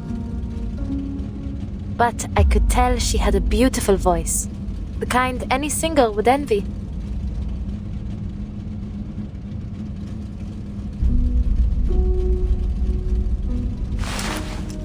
She has a real sweet tooth, particularly for macaron. I've seen her eat a whole box in one go. But not just any old macaron. Only La Dure's will do. I often had to plan our trips around the store on the Champs-Élysées. Lucky for me, Felicienne was a late riser, or else I'd have had to race all the way from the bakery to her place every morning. But what she was eating, they weren't macaron, were they?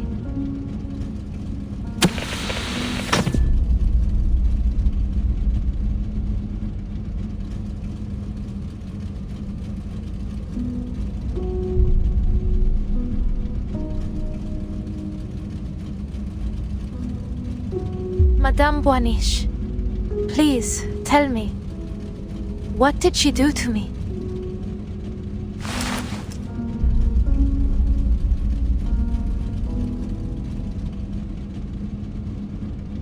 She stole your fate. Her original self perished long ago within the depths of myth. The spirit that found you was only a remnant, a mere shadow clinging to a world in which she no longer belonged.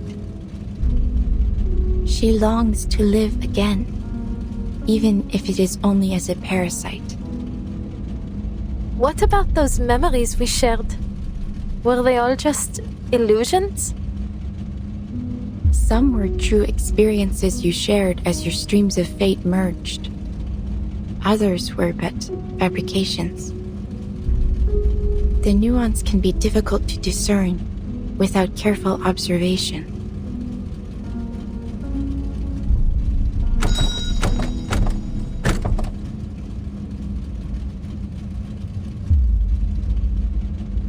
You've really confused me, Madame.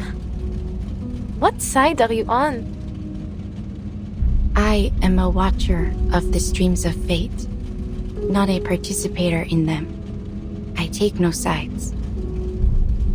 But you can do more than watch. You already have. You were the one that told me about this inevitable death. And then, Cilia really did end up dead. You know exactly what's going to happen to me. You know everything, don't you?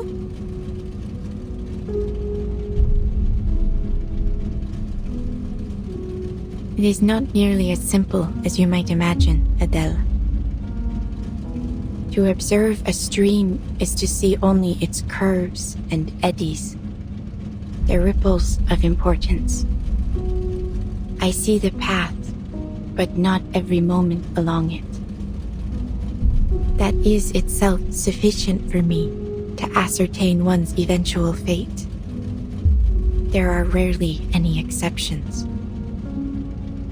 You said rarely. So, there are exceptions? An exception, yes. I told you about her, did I not? I had been drifting along the streams of fate. when I saw a girl who resembled me, who in some part came from me. It was quite a revelation. I saw where our streams merged long before she was born, and I knew I would name her Matilda. That she would grow up to be kind, brave, and truly gifted. I followed her through every turn and every ripple to the very end. Then I looked away. I stopped watching.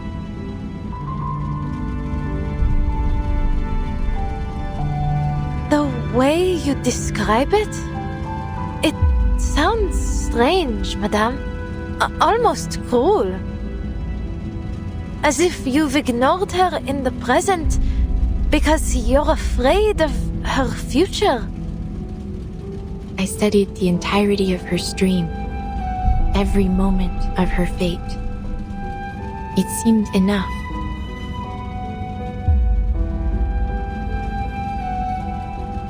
But then something peculiar happened. In the final moments of this millennium, there was a certain kind of rain. Since that time, the streams of fate have lost their clarity. At times they are muddied, at others interrupted, twisted into vortexes. As they began to shift, so too did everything else. The fates I had seen had taken a new form. Nothing was the same. Soon, Felicienne will complete Roseau's ritual. Once that happens, your spirit will rest forever here in this car, and a calamity would fall upon Paris. All the visions I saw end here. You're implying something, aren't you? Are you saying that my fate isn't set in stone? I am simply stating what I saw. Many who learn of their fates become passive to them, hoping that by inaction they might avoid their consequences. Others are driven to attempt, however vainly, to change it. How you interpret this prophecy is entirely up to you.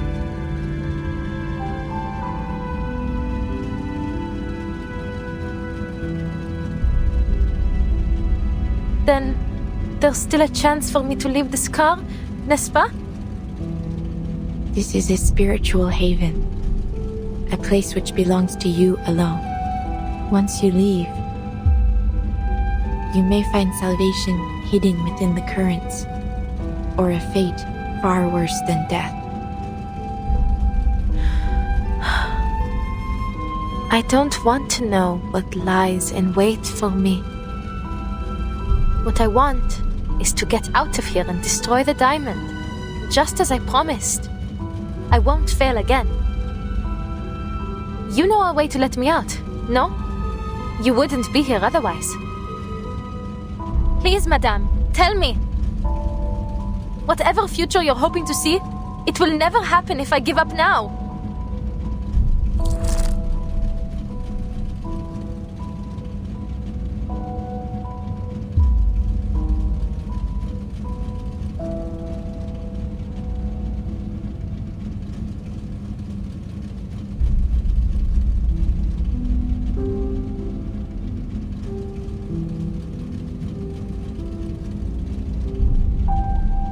Even in the face of oblivion, you would try to change your fate.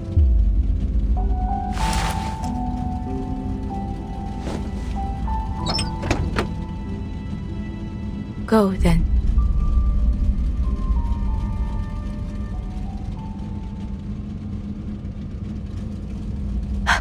Merci.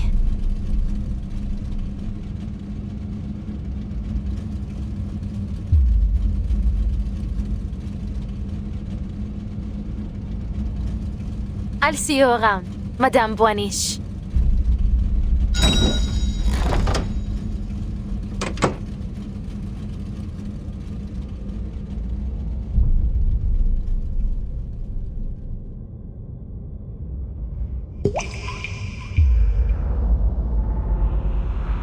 So, where is this so-called fate you've been waiting for? You've seen the end already, n'est-ce pas? The only one possible, anyway. My triumph. You prophets are all the same. My family bankrolled a dozen frauds like you, yet not one ever foresaw the revolution. You ought to have dedicated yourself to the guiding one instead.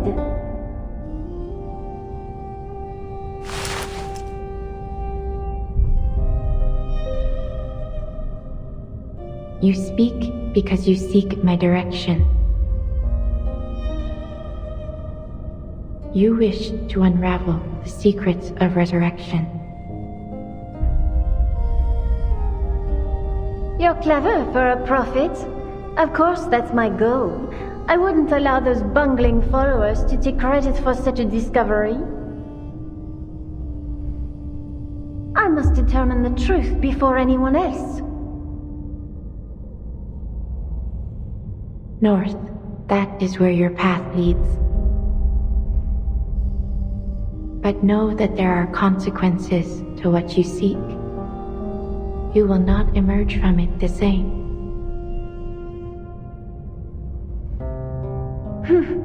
Spare me the theatrics. I shan't be intimidated. You've pointed the way. I have no more need of you. Whatever consequences lie ahead depend on me, on my actions, not some puddle of fate. Au revoir, madame. Let us see what the all-seeing lady has seen for us.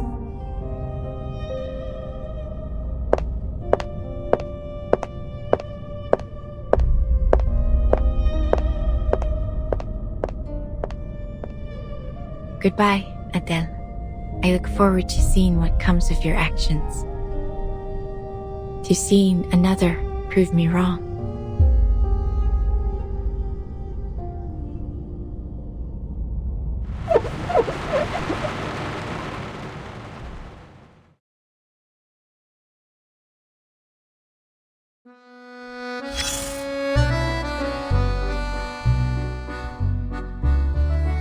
It is true.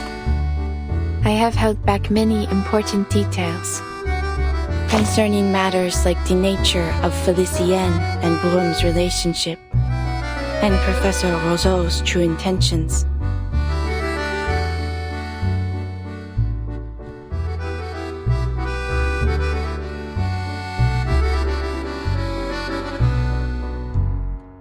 But I believe it is not my place to disclose such things. People deserve to discover these things on their own.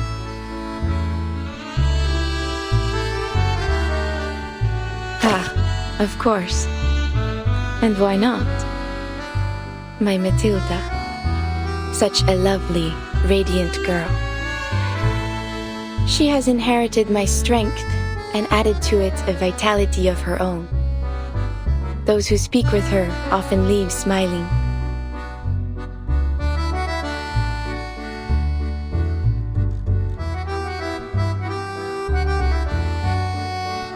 As for her future, I cannot share it with you here. But I can assure you, her path is one worth looking forward to.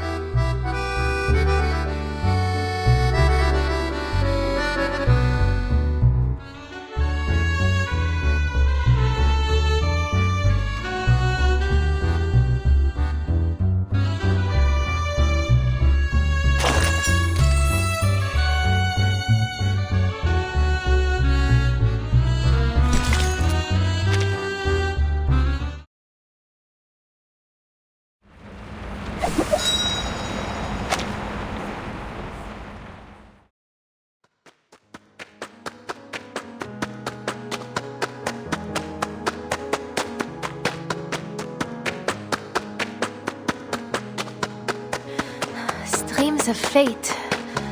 But how can I find them? Dowsing might be a little on the nose. Zut! She was just steps away from me when I was in the car.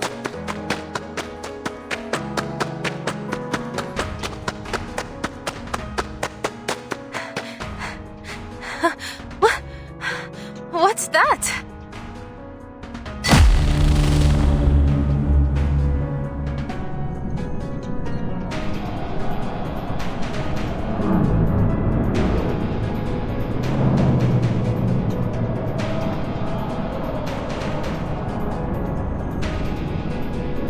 How spectacular.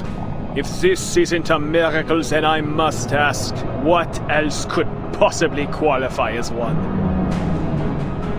Let dusty historians scoff and rivals sneer, but there are none who would dare scorn this timeless, flawless vision of Parisian beauty across the ages. Who from this lofty perch would deny this is the truest form of Paris?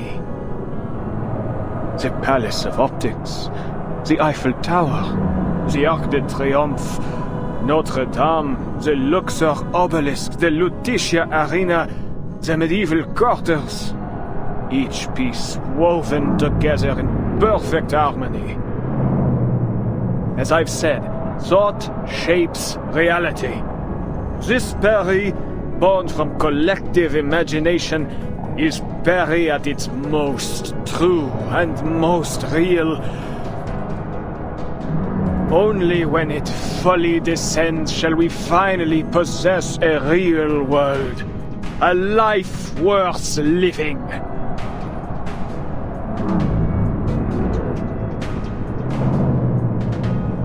Must you hang over me like this, Rousseau? And you, madame? Did you foresee this?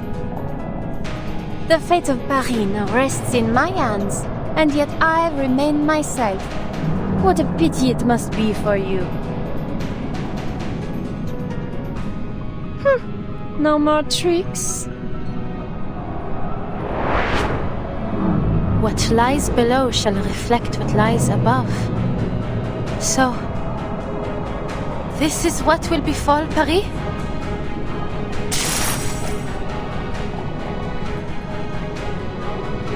I can't touch her.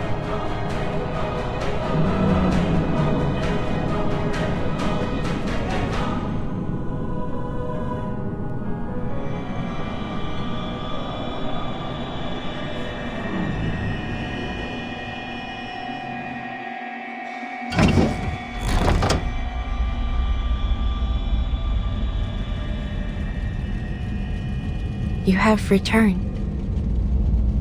What?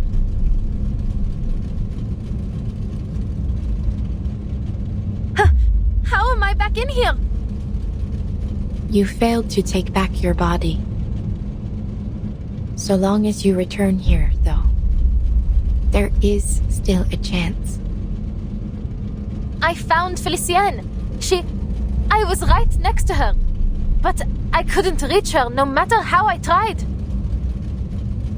Then give up and accept this as your final resting place. No, I won't sit here and do nothing. I will destroy that diamond. I must, for Celia. But how am I supposed to reach Felicienne? Wait, I don't really need to reach her, do I? Madame Boiniche, you said before that the stream of my fate merged with Felicienne's. So, in a sense, she and I are always together, n'est-ce pas?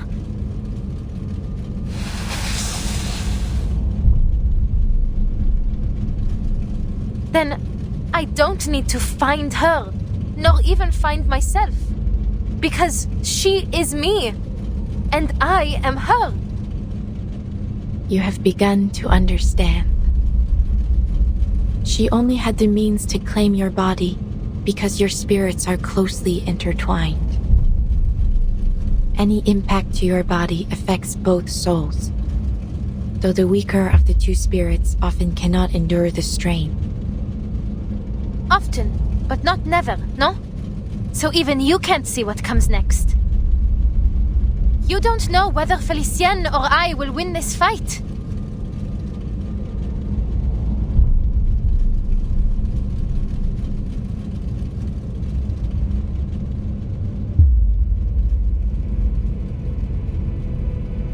The currents of fate will bend to your actions.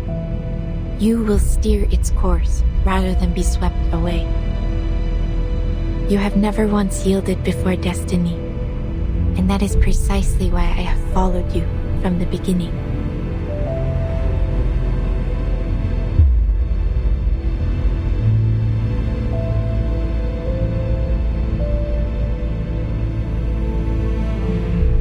It is as you say.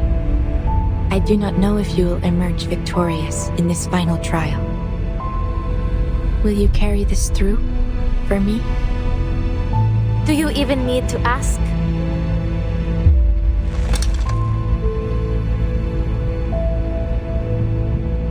Alors, Felicienne, time for you to experience the Tavernier family curse.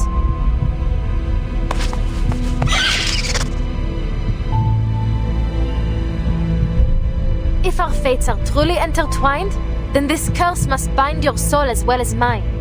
And in true Tavernier fashion, your end will come, just as you lay hands on the treasure you desire most.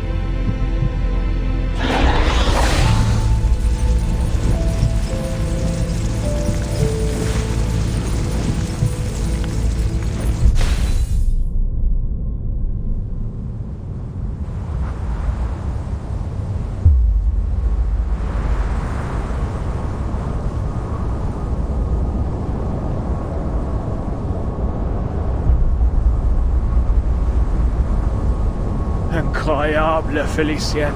Just a little longer and Paris as it should be, born from the collective unconscious, will descend into reality.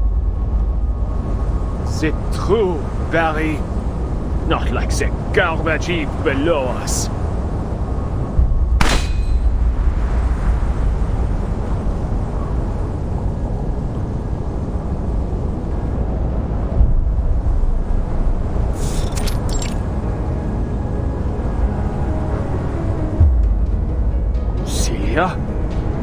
How did you get here? How are you still alive?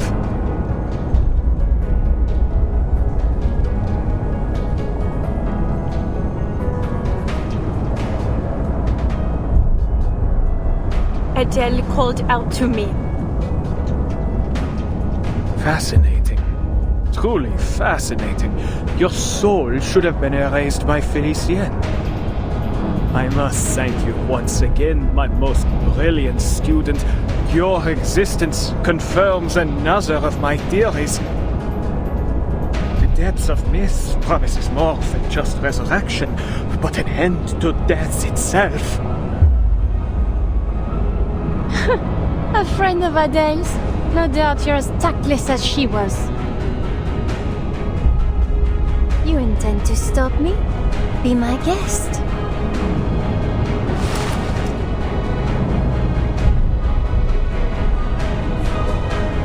Go on. You should be grateful I've given you the opportunity. Whether you hit me or the diamond, you'll stop the ritual. Go on. You really think threatening Adele's body will intimidate me? It won't work.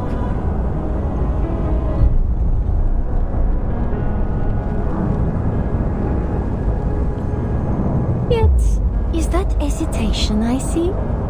Think about what our chère Adele would say at a time like this. Pull the trigger. Sounds like her, n'est-ce pas? Shut up!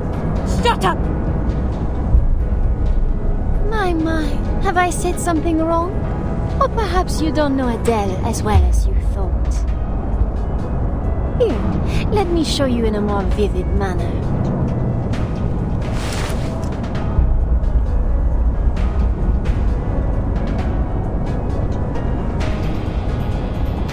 Don't worry about me. Just shoot. Take us both out. It's what you have to do. It's the only way to break my family curse. You have to end the adventure with my death. To fall at the height of a brilliant journey. That's better than fading into some bleak, ordinary end, no? No, Celia. You don't need to do this.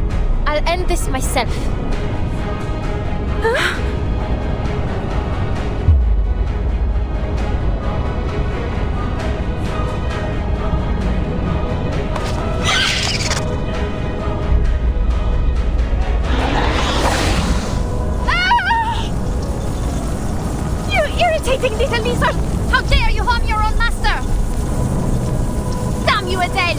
your wretched pet!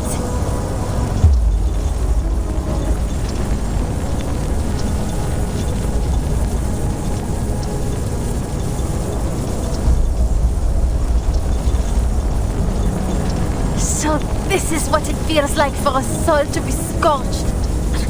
I finally understand why so many fear hell. Adele, you fool! Tell your pet to stop at once! Do you wish to die with me? No, I don't.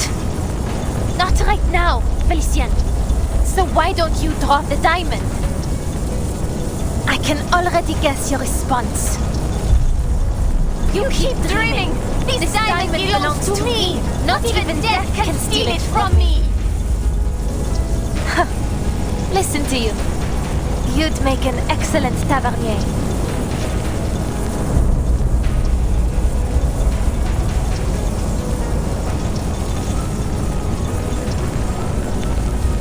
Now let's see if fire can separate true from false, Felicien.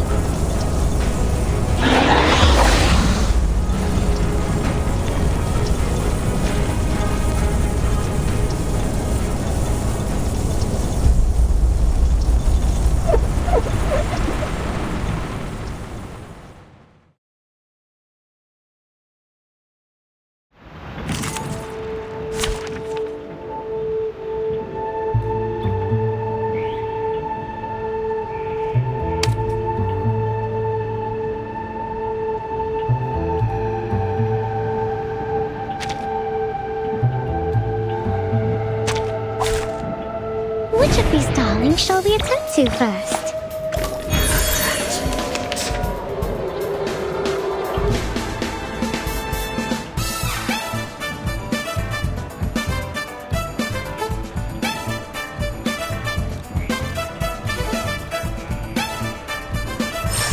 Is this give us a newly made this year? Keep calm. Eliminate what is false. You don't want to miss it.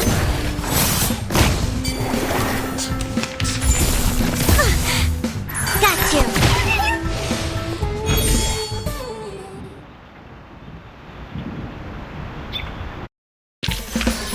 I remember it's called...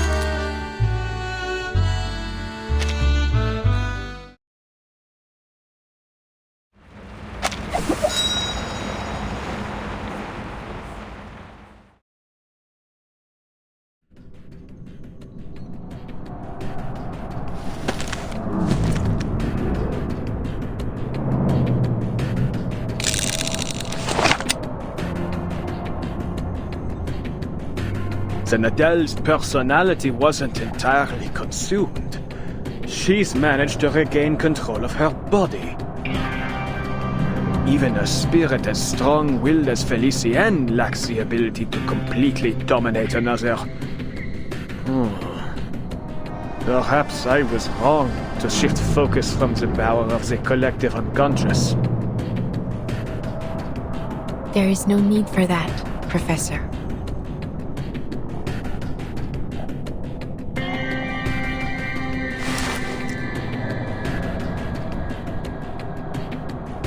Even were you to interfere, the outcome would remain unchanged. You are but a pebble in the course of the stream of fate. Wait with me a little longer. Things may just take an unexpected turn.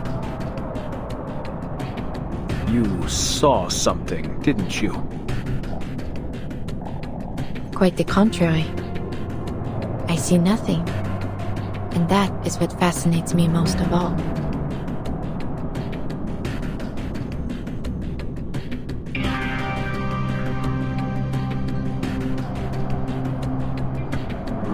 You're fired, Adele! You reckless, foolish would-be Joan of Arc!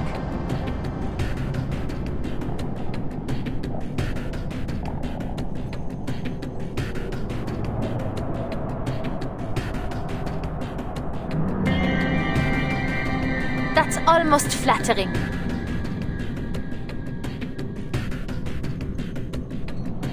But this is nothing compared to what you did to Celia.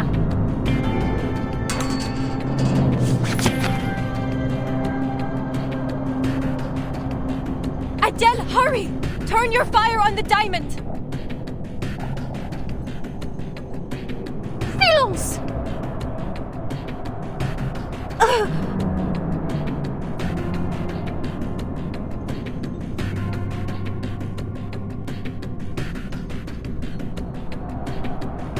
Stop this, Felicienne!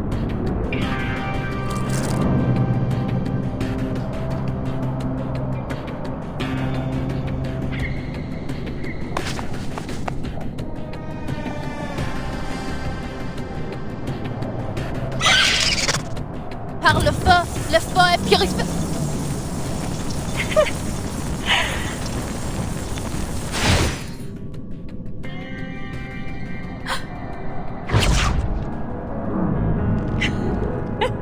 You disgusting hypocrites!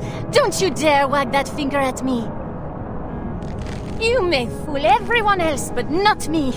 I know you better than anyone! I know your true colors! Deny it all you want, but our souls are entwined. Because deep down, you and I are just alike. Take pride in it, girl. Hosting me will be your greatest achievement. Be honest now. No need to play pretend as you did with Celia. All that time, you let her keep writing those letters, knowing full well that your parents were long dead. How wickedly false indeed. No, I just...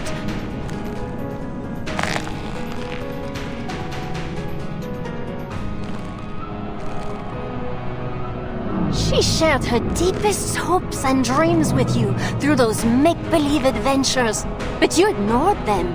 What's there to envy about a cursed bloodline?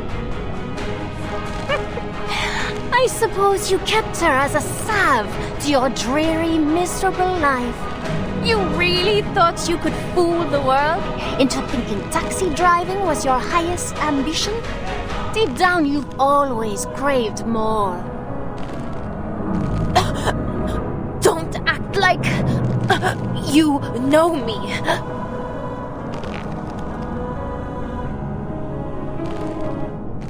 But I do know you. I know each and every one of your wicked thoughts better than you do.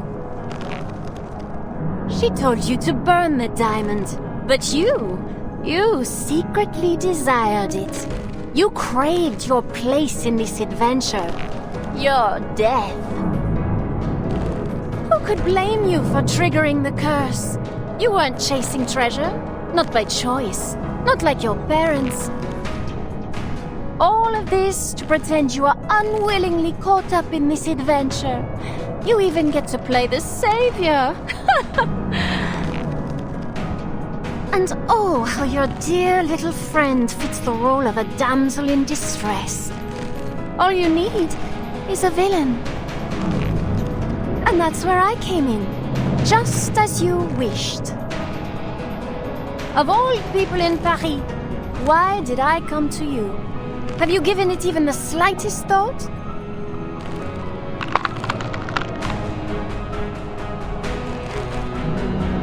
Admit it, Adele. You wanted me to hurt Celia.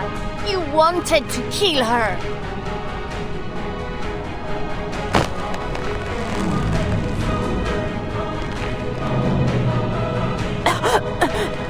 You're lying. Ah, yes, lies. she lied to you too, Adele. You really are a perfect duo. Two little liars keeping secrets from one another. Allow me to reveal another secret.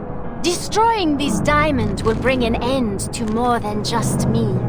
It will end her as well. Though perhaps, without her, you might at last be free. That's not... true.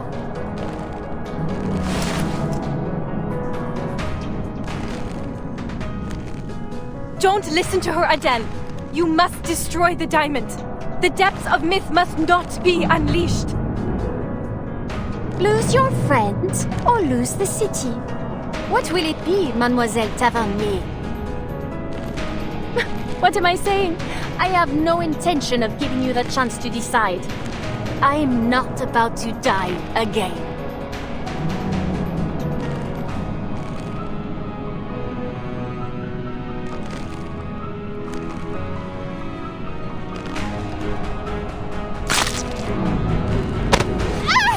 Damn it!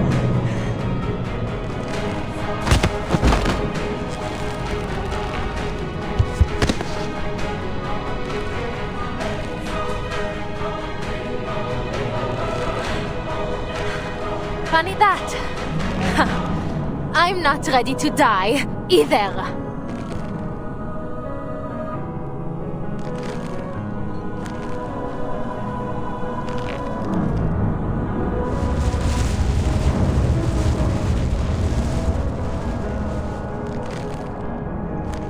I won't let you get away.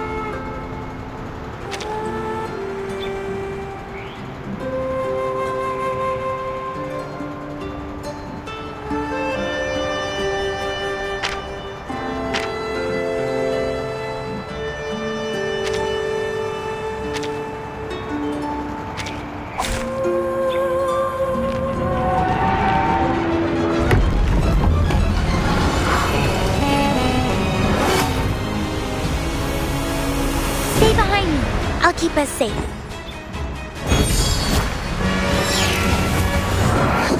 Let's go! Do you really believe you can escape this? Escape me? soldiers? Shape-shifting? Manus Vindicte? My dear, foolish Adele, you are but a grain of sand before the tides of fate. What good could possibly come from fighting me? The rift is widening. We have to stop him. Those monsters, they're forming some sort of shield. We need to break through. Allez, Adele, think!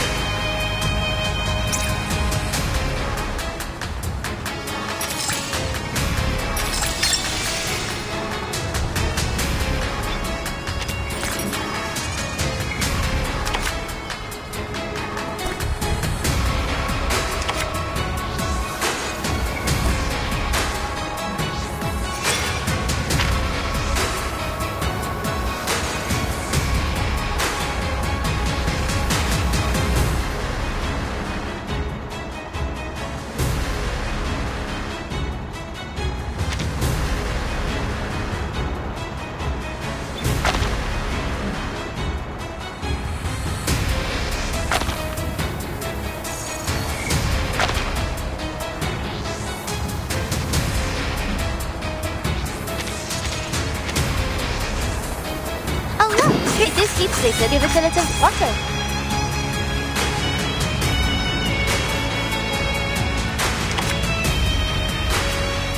Périr dans le flot des séphirotes. We stand together! Eliminate what is false. Leave me alone, you phantoms! Fate has revealed itself to you.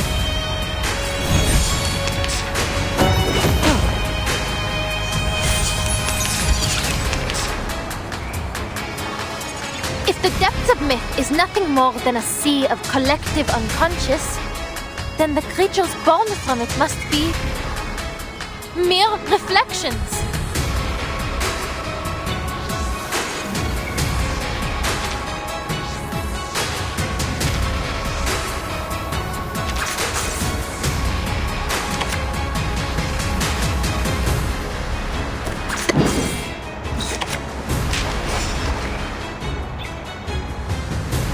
It is heat-stated, no?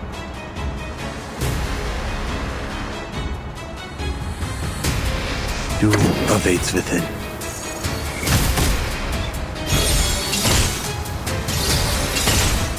You are not welcome here!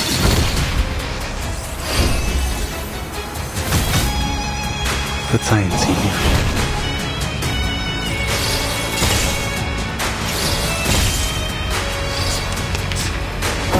Stay away from me!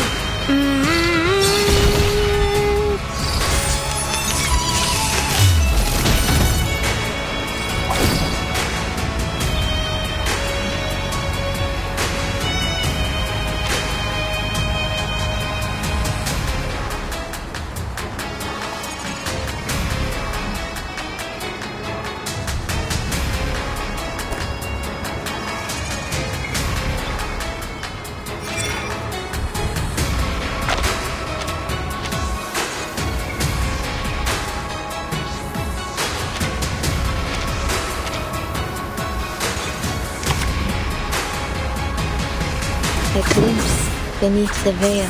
Périr dans le flot des séphirotes. There is no end to this misery. Comme l'a scellé le destin, cet en tout révèle les séphirotes.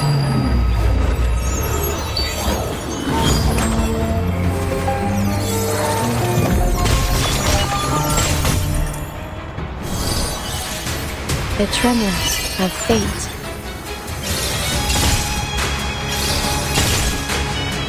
Sacrifice holds meaning only in its morning. Life is delicate and easily lost. A secret revealed.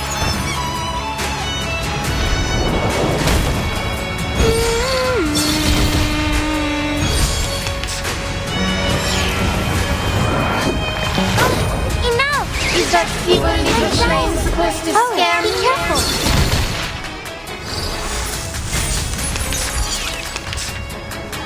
Open your eyes and look around. Can you not see what these miserable people want?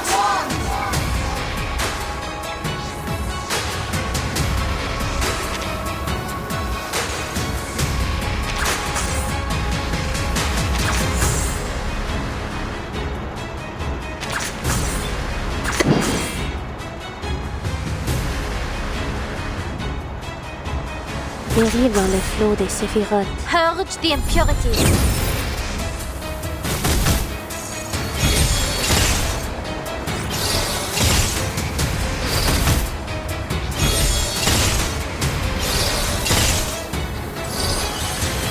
The overflow of the Sephiroth.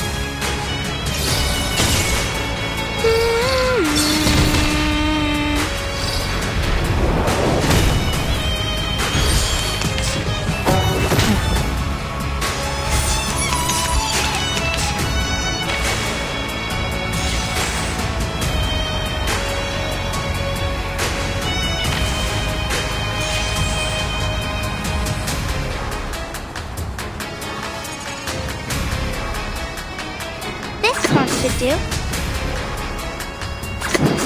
Comme l'a scellé le destin.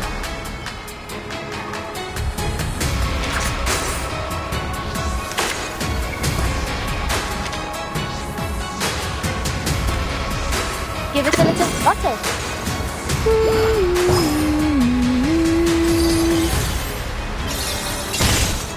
The tremors of fate. Eliminate what is false.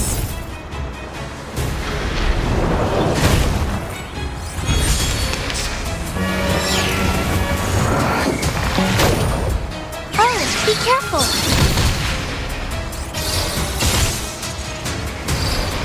Schmerz betrifft die Toten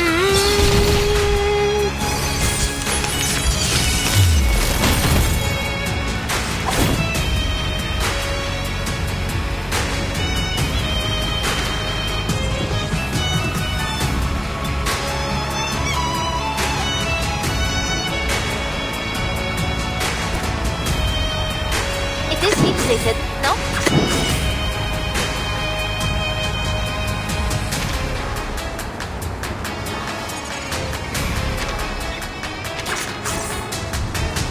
You want me to?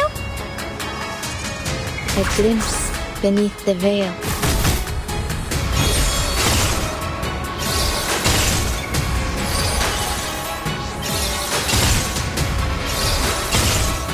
Oh, be careful. Purge the impurities. We'll find our home one day.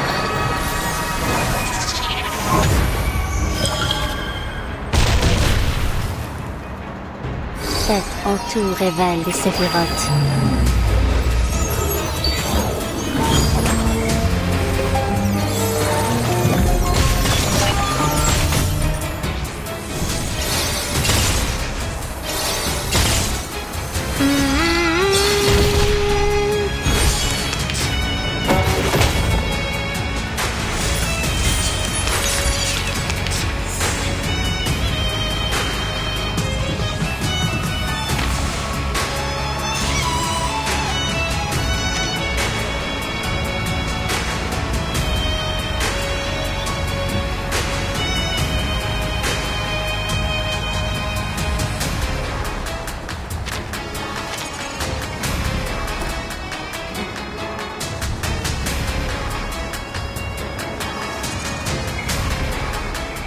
Give it a little water. It is heat treated, no?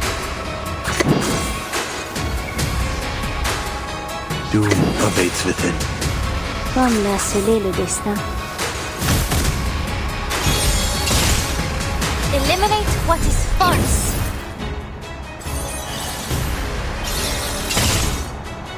In memory of the dead. A ripple stirred.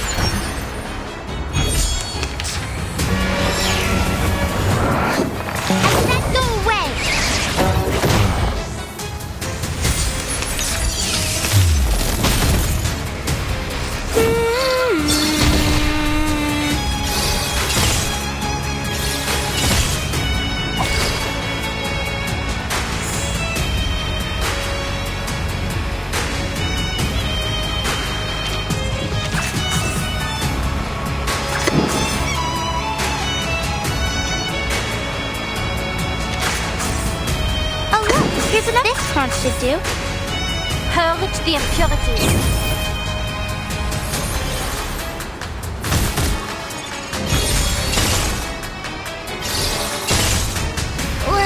We're not afraid of you. Oh, be careful.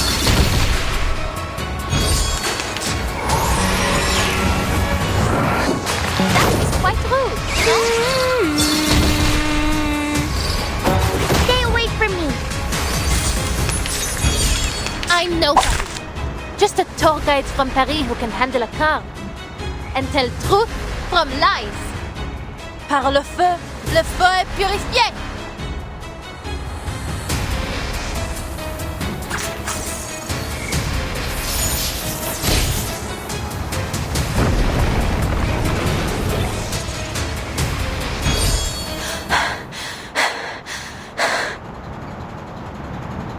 Stop this, Felicienne. You're no master of this city. You're not even the master of yourself.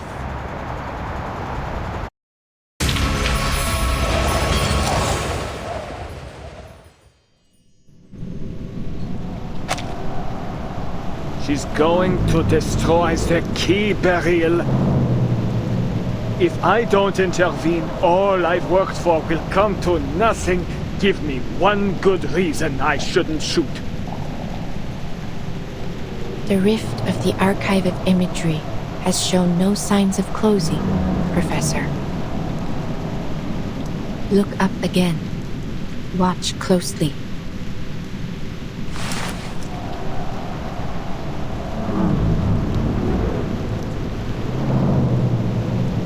The diamond has already served its purpose. It has torn the rift open. The depths of myth is trickling down over us as we speak. Let's see what more the little gemstone can do in her hands.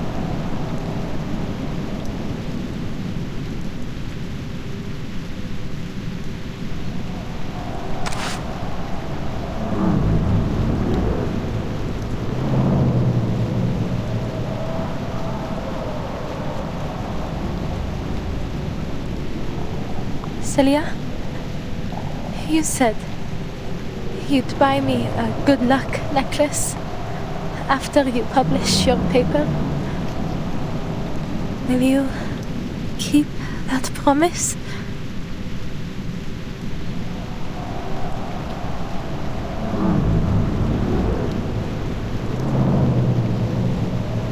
You're too cruel, Adele. Why didn't you just tell me? I wouldn't have had to write all those silly letters.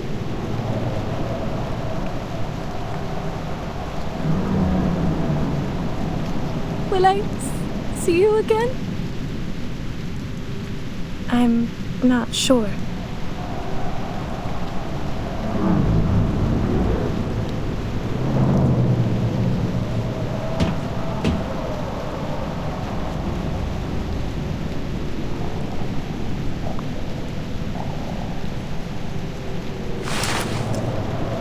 The art of resurrection is elusive and unknown. I don't know what will happen after the diamond is destroyed. What Felicienne said, it was just speculation. There's no more time, Adele. Make your decision, now.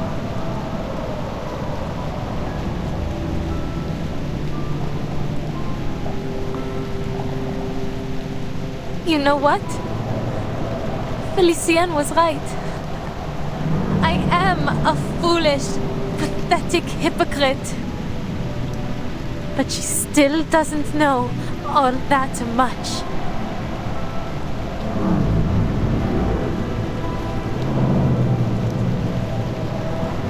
You were never the damsel in distress.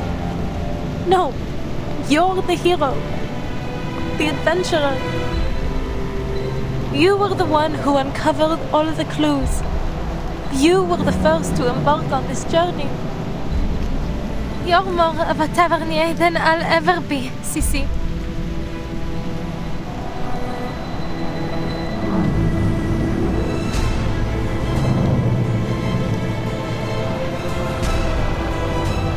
Don't be silly, Adele. That never mattered to me. It wasn't the tales of gemstones or adventures that drew me to the Tavernier family. It was you. Me? You've always been so driven and sure of yourself. Even when we were kids, you never hesitated, never looked back. I wish I could live without regrets like you do.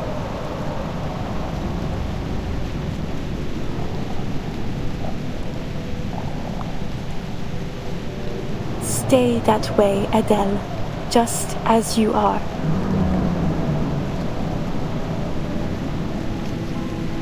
Well, maybe not completely without regrets. That's asking the impossible.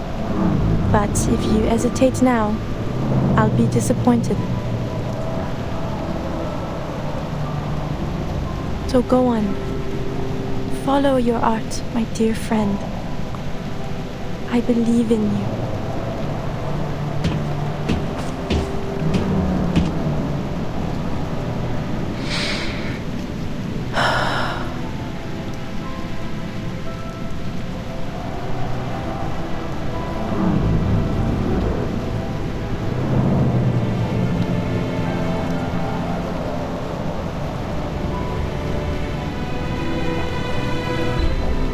Par le feu est purifié.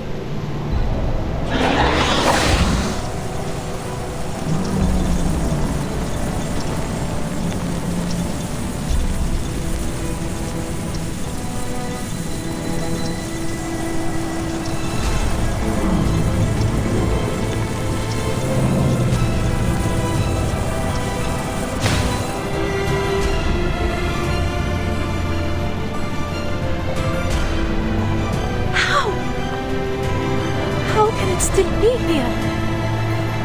Par le feu est purifié.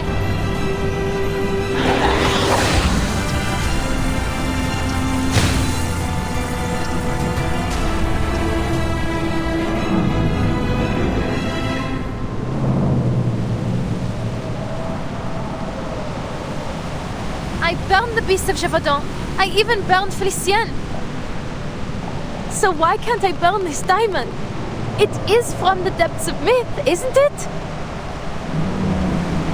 Surely it can't survive your fire. It isn't possible. It's only a symbol. A primordial symbol, yes. That is precisely why it survives.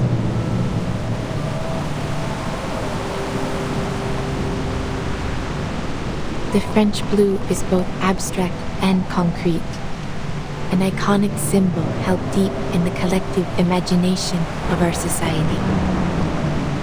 No matter how many imitations or counterfeits may exist, none will ever take its place. It is eternally transcendent, unconditionally pure.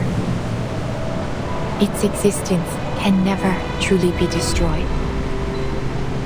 You have done all you can, Adele. Bravo.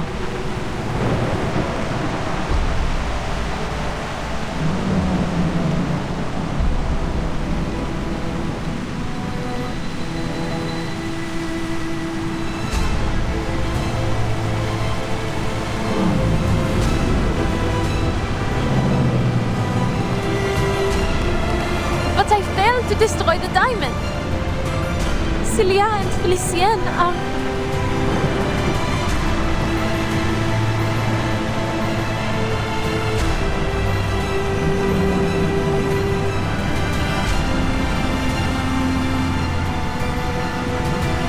Countless streams converge and intertwine here in this moment. An unstoppable downpour is coming. And in it, you are a remarkably stalwart droplet. Your struggle has at last reached its conclusion. The rain. It is about to fall.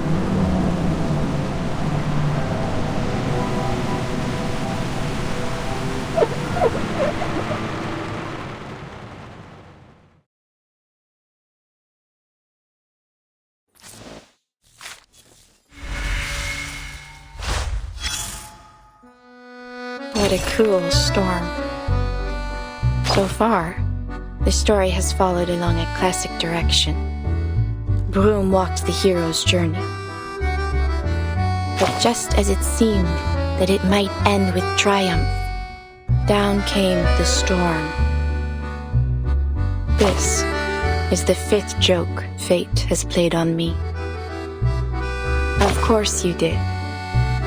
You know the storm better than most anyone. I suspect you knew how it would end the moment I told you how it began. Yet I cannot see beyond the storm, so it always takes me by surprise. Yes, though I understand it may come at a great price.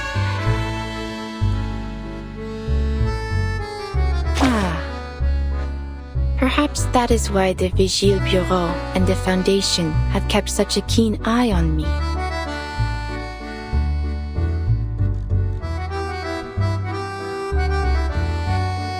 Perhaps they think me one of those storm advocates.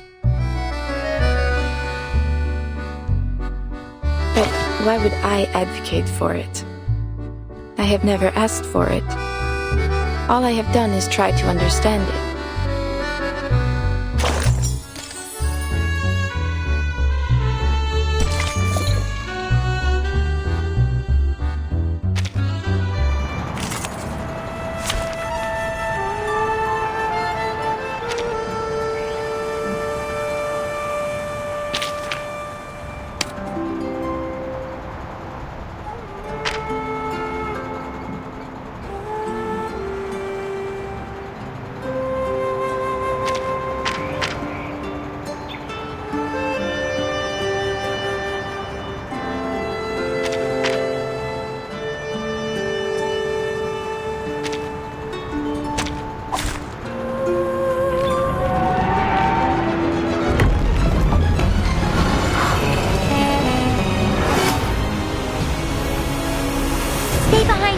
I'll keep us safe.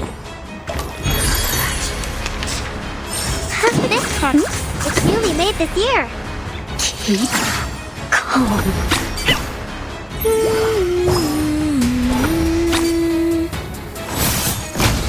Stay back, I say. Let's get it over quick.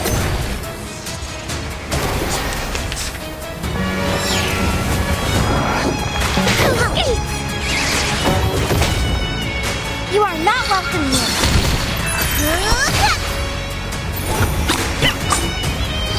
Just another one. Oh look, another jar.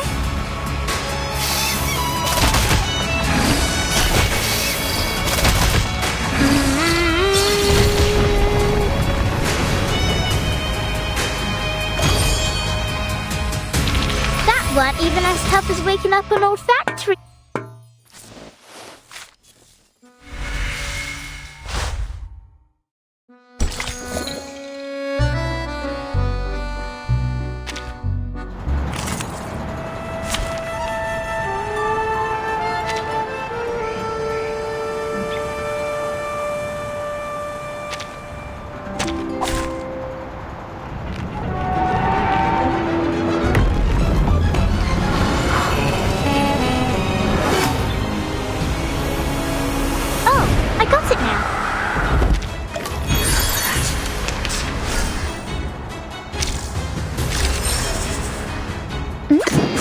Another jar?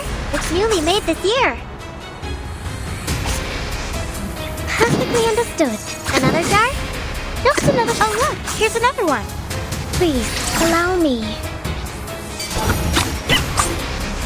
Enjoy! It's out with you!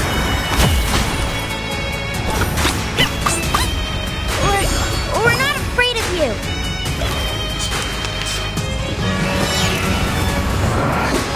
It's wrong!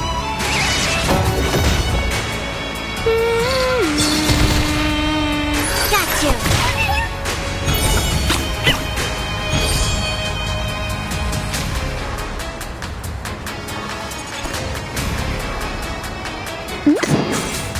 It's newly made this year. Another jar? It's newly made this year. This tab should do. Keep calm. There they are.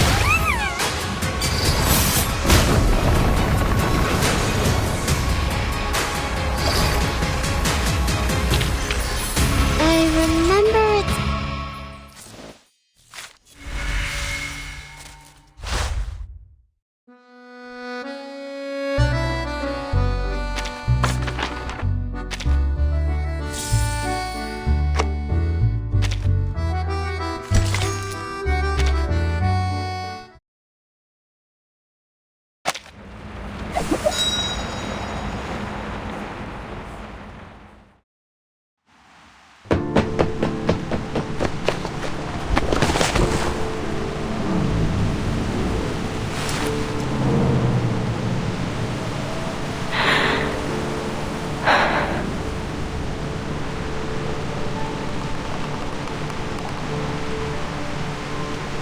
Just as it was meant to be.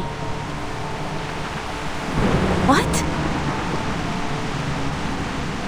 This ridiculous sight. This distorted Paris.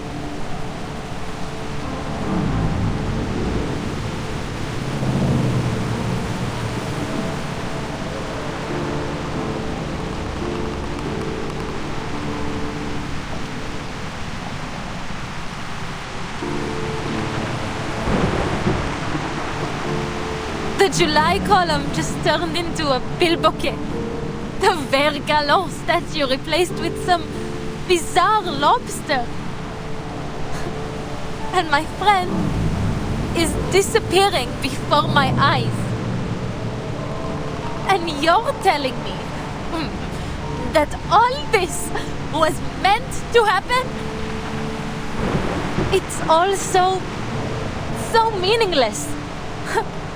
So absurd. Is it?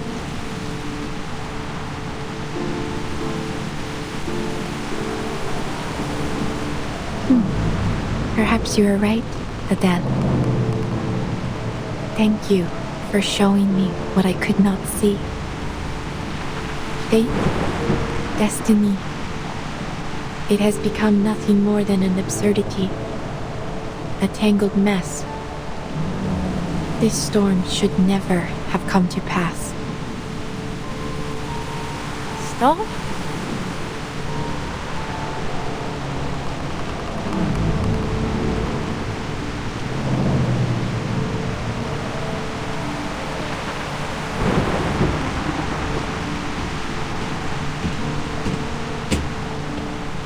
This storm is quite a delightful surprise. Look at this mass hysteria. It's becoming ever more unified. As if some force, some will is drawing them together, controlling them.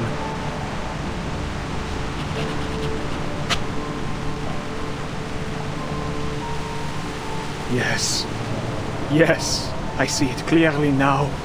The world is a stage, a performance with no script, and we have arrived at the moment when the curtain must fall and the scene must shift. This upheaval, this shift we've ushered in, has been intensifying the turmoil of the era.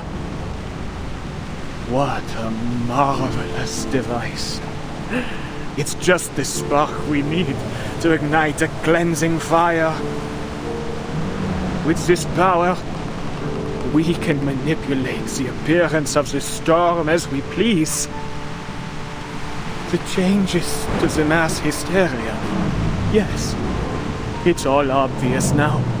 They were born from the collective subconscious. We are mere actors on this stage, for the material world is nothing but a projection of the mind.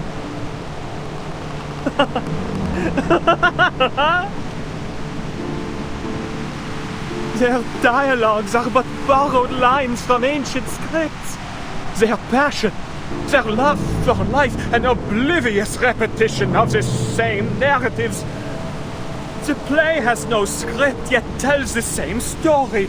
This material world, it is nothing more than a flicker on a cave wall. I've seen it. The ultimate truth.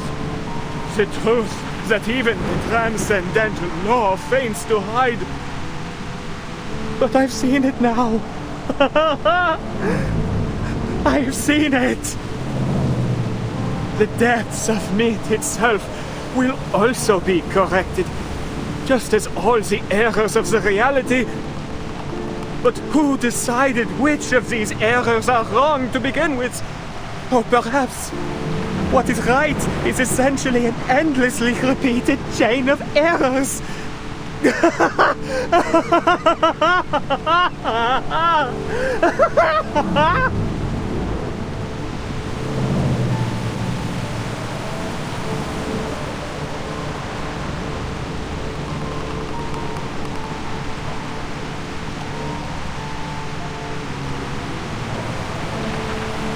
What's wrong with him? He has seen the fruition of his life's work, and it has driven him mad. But mad or not, none of it will matter soon. This whimsical era, along with the Paris we know, will be washed away in the coming rain.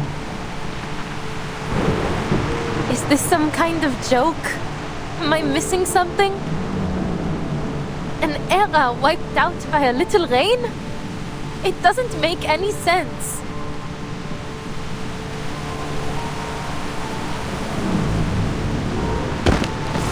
No! Celia!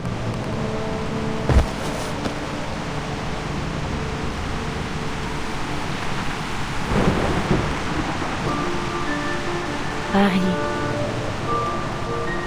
La ville lumière. La ville de la romance.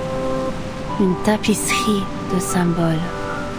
Elle n'hésite jamais à montrer toutes ses émotions. Les passions chaotiques de points de vue qui s'opposent. Les complots mis en scène dans ces ruelles anciennes et étroites. Parce qu'elle défend ton droit de choisir. De crier ou de te taire.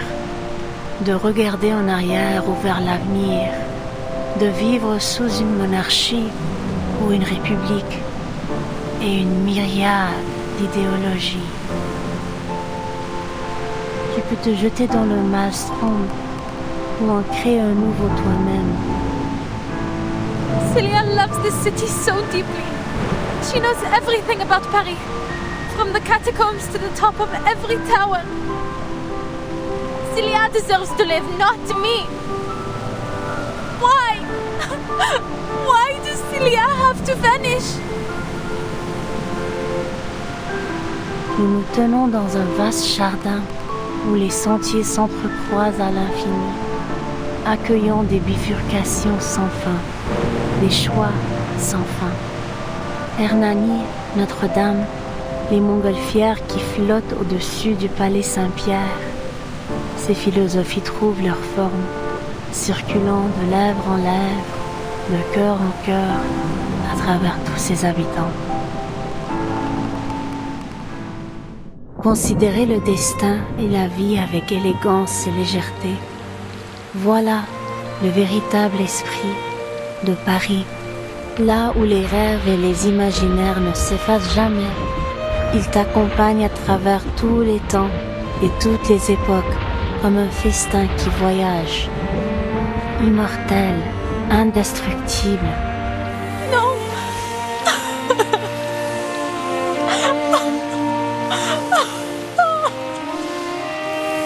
What more is there for me to seek in this meaningless, inferior world? The true world, the one that matters, has already descended. Voila. See that? The clearest, most perfect water at the bottom of the archive. Now, so close. Almost within reach.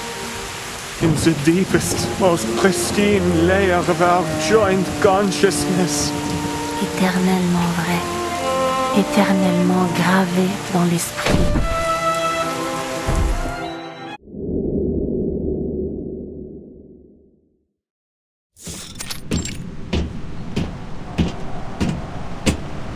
The rift is closing. The storm will now correct the faults of this era. The city of light descending from the sky, the phantoms walking among the living, and the legendary beasts roaming the streets. They will all vanish. The mad have fulfilled their wish. The play has come to an end. Everything once in chaos will be brought back to order. No! Beryl!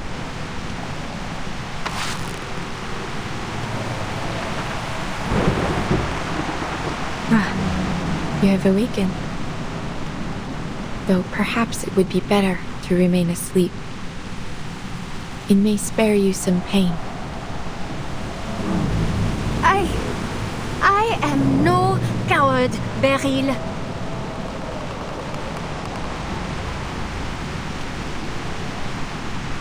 But you have to fix this. You have to do something. Tell me how to change this. Just a hint. I refuse to vanish like this, to disappear after finally clawing my way back.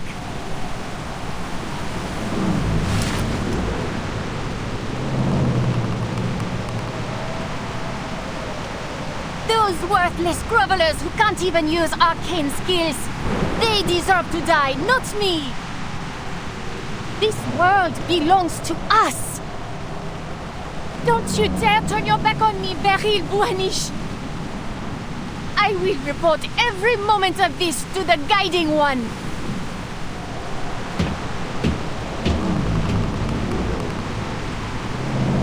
I saw what you did to Laurent Roseau. You drove him to his death. You've never been loyal to anyone. You're nothing but a soulless profiteer. You care for nothing. You never believed in any of the principles of Manus Vindicte. You never wanted to bring back the beautiful world we once had, did you?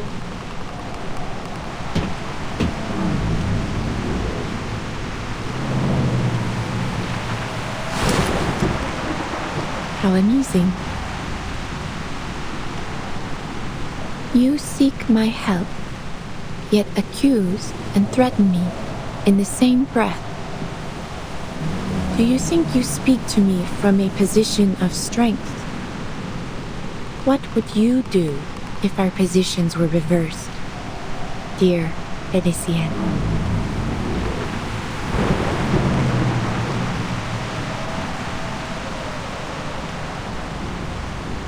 There is nothing more to say. It has been a pleasure, Madame.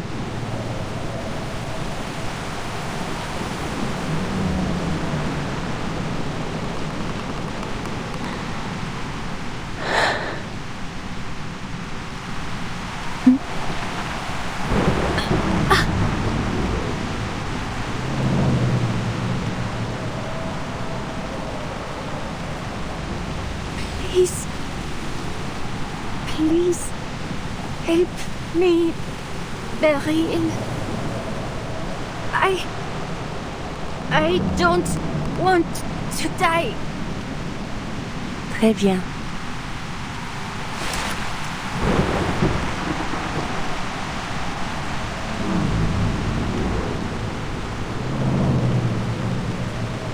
What do you think, Adele?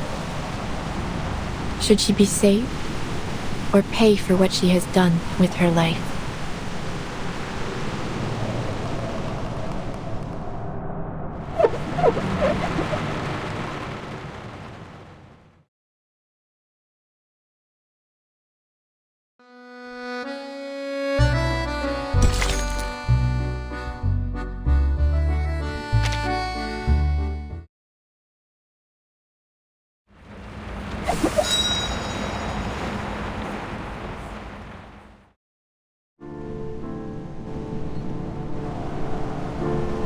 Sounds like you're just trying to pass the burden on to me.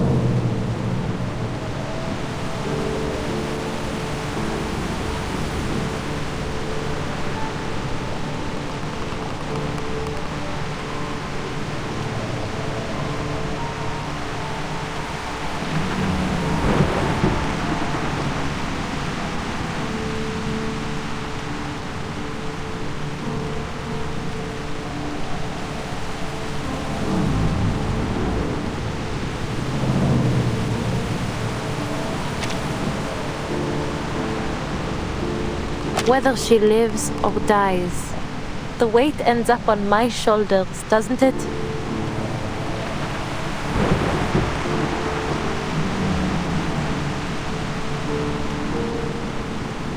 In many ways, you two are alike. Neither of you can stand by as fate attempts to pull you down its path. You fight. It is no wonder that she could reach into the depths of your mind. Now, her very existence is in your hands. You will not have another chance like this.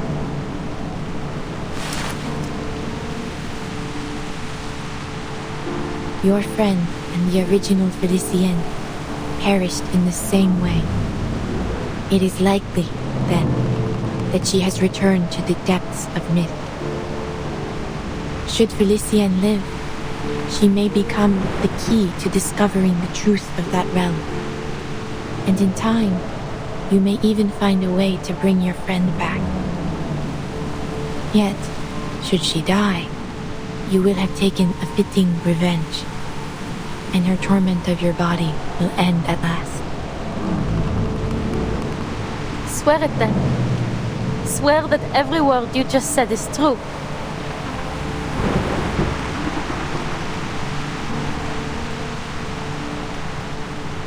You ask for something beyond what I am capable of. As you know, Arcanum has its limits. There is no absolute way to prove one's intentions or words, just as I cannot see all ends as clearly as I once did. Time is ticking. Give me the diamond now, or lose this opportunity forever.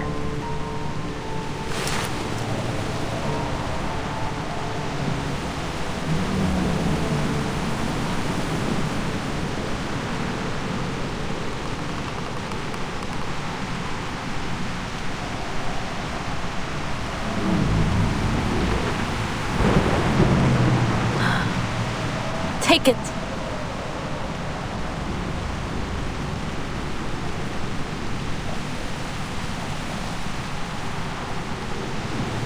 Save her.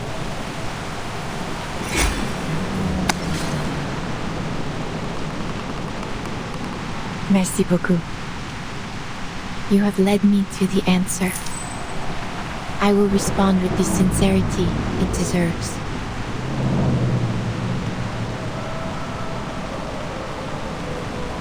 As I have said before, your fates have converged. Felicienne, your journey through the spiritual realm has reached its end. But you still have a place in the crown of the material world. Now, the Numa that has reached the edge of one world must begin anew in the next.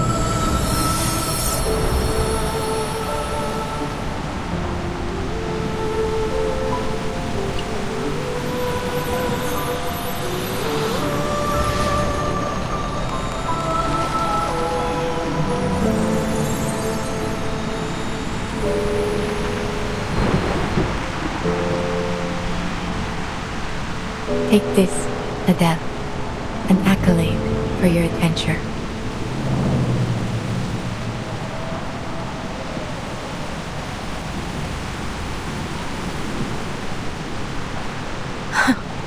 An accolade.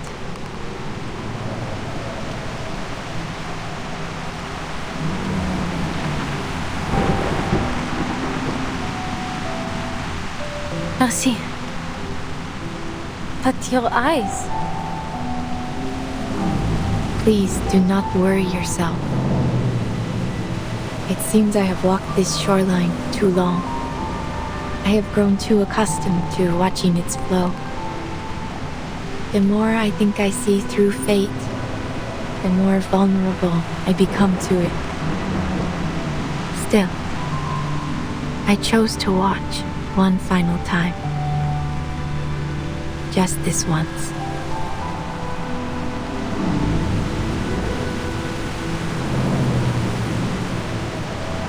It makes for a fine imitation. Your flame separated the French blue from the smoky quartz it had inhabited. I simply gave it a new vessel, a clear quartz. It was the best that I could manage. I hope it will suffice. And I hope both you and Felicienne will be satisfied with it. Will she wake up soon? And when that happens, will I still see her image in my hallucinations like before? You will suffer no more hallucinations. And she will awaken again. In time. Yet you will be the sole master of your body.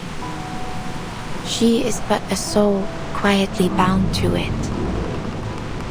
So long as neither of you strays too far from the other, her soul should remain whole.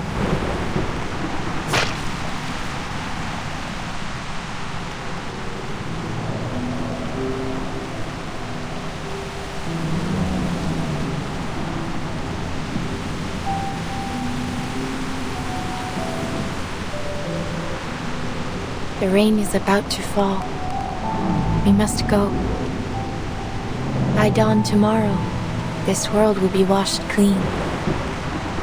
I must admit, I enjoyed this ending of yours. But whether you continue to the next chapter is up to you.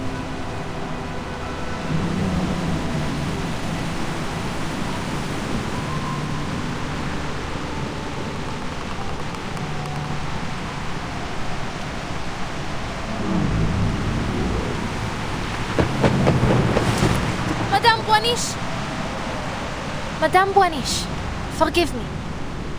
Do you know the theory of evolution? Humankind evolved from apes. I don't understand the science, but in short, we all came from monkeys. But then, where did that monkey come from? Are we all just a copy of some ancient thing? And if we keep tracing back, how did life even begin on Earth? Can we ever find that original spark of life? Is it even possible?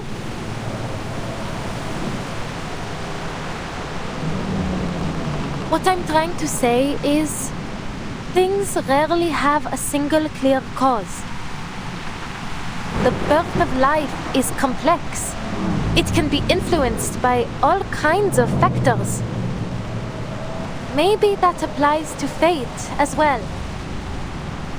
So, whatever happens, I don't intend for my story to end anytime soon.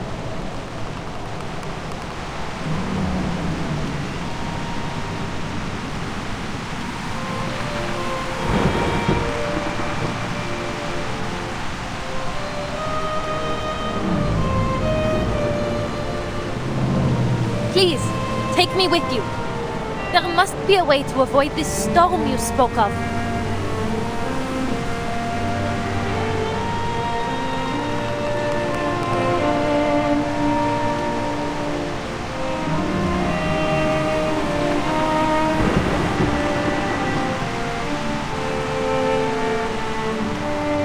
I'll help you find jewels in return. Answers, anything. Whatever it is you seek. A generous offer. To honor your sincerity, I shall give you an answer. What is it you wish to know? The truth about the storm.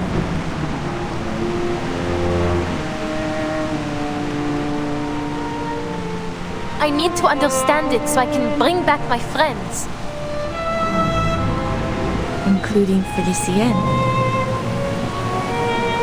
I wouldn't call her a friend. But for her to simply vanish... that's just... too merciful for her.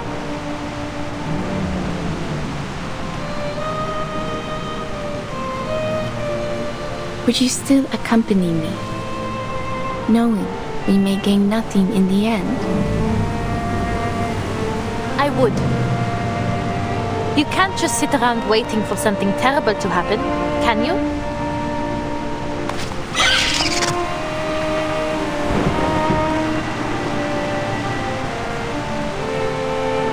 Indeed. I suppose there will never be an age lacking those who chase gemstones and answers about their fate. Perhaps a jewel hunter is exactly what my little establishment needs.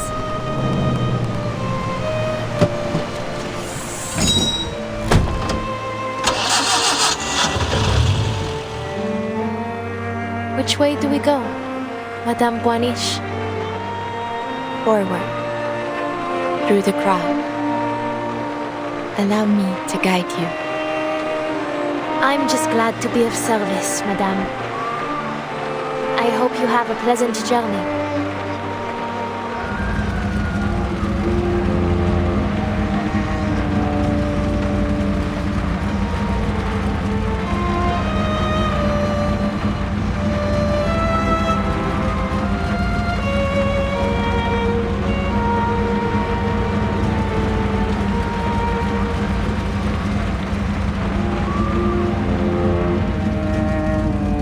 For a long while going forward, I may not be able to divine with the same precision I once had.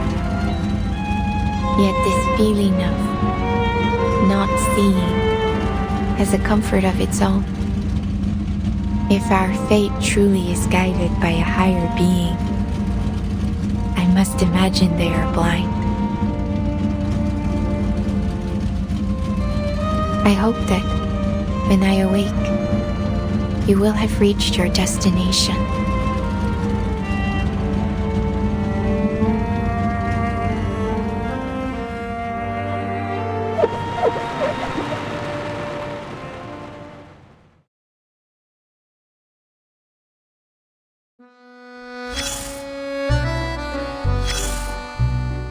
It was then that I decided to help Broom one last time. There was risk in my choice. I could not see what the consequences would be. Still, I succeeded, and the rewards were most generous. Many suspected that I had planned it from the start. A common accusation made of diviners, of course. Thank you for your concern. I am doing well, though the future now comes to me through an ever-thickening haze.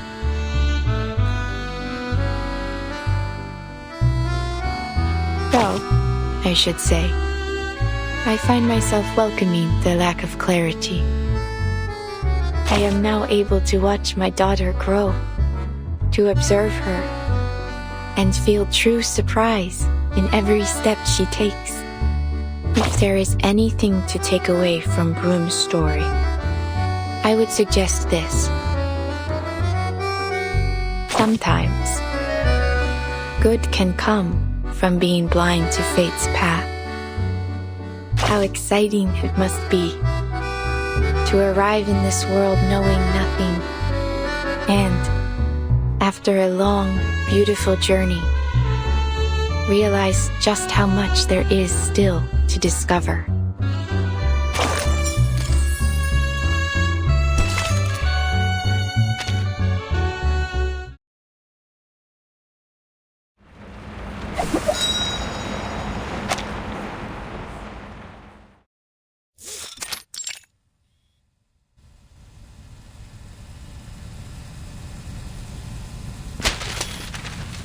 So, let me get this straight.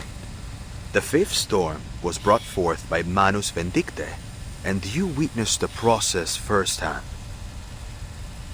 Based on your testimony, Miss Beryl Bonish wasn't an accomplice of the Manus, and she even saved your life. Yes.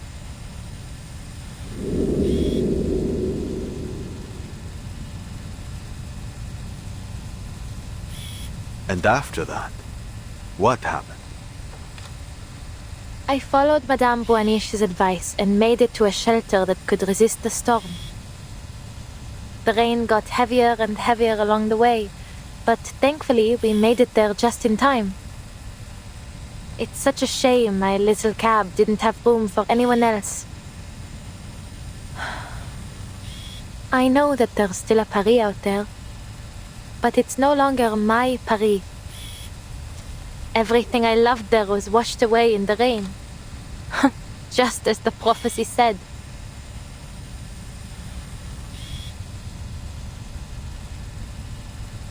And the rest, you already know.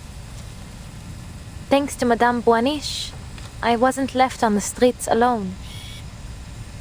The neighborhoods I knew, the people I once recognized, they've all changed. But at least I have my car. In any case, I still prefer driving the streets to staying in some cozy room. Madame Boanish's work keeps her on the move, so I've been helping her since then. We even went to Delhi to sell her topazes. Oh, and I met her daughter there, Matilda. She's nothing like her mother. Everything she feels is written plainly on her face. To be honest, I get along better with her. Madame Boanish, she's changed too. She feels more real now. More alive.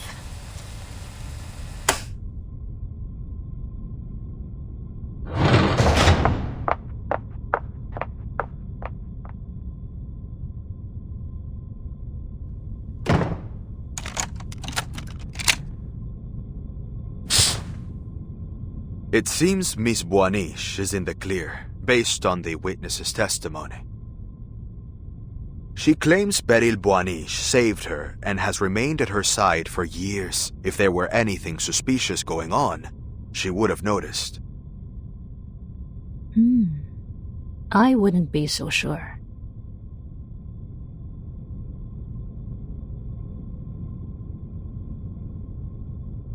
You don't trust the lie detector results? Isn't this the most advanced, top-of-the-line model?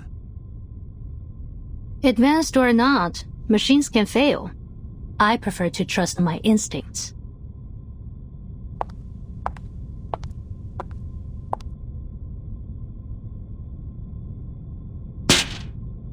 And mine are telling me she's hiding something.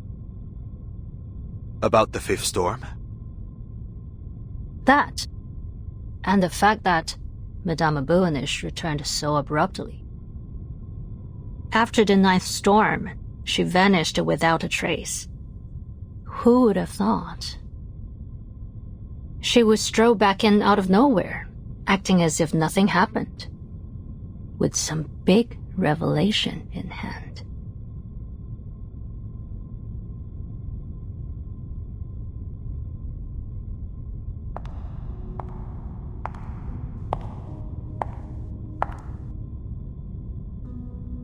Unbelievable.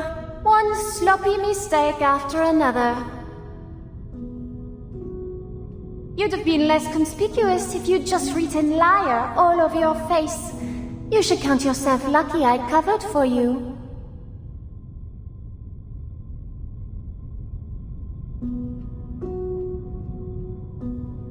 Are you expecting a thank you from me, Felicienne? Don't think I don't know. You just don't want your own secrets exposed. And didn't I tell you to stop talking to me like this while we're on Foundation grounds? Who knows who might be eavesdropping on us? And I told you that I can hear you perfectly well without you mouthing the words. Is that really so hard to understand? And if I slip up subconsciously? I suppose you might have forgotten what it feels like to have a mouth.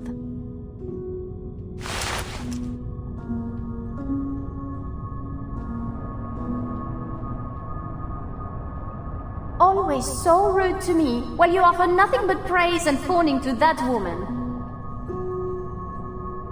You ought to have listened to me, gone to meet the Guiding One and pledged your loyalty. But you didn't, because you are, and always have been, a stubborn fool. Fine, side with the Foundation if you want. Call it ignorance, call it short-sightedness. Should I expect anything less from such rabble? But staking our lives on that woman? That is something far more than simply foolish. Do you really trust her so much?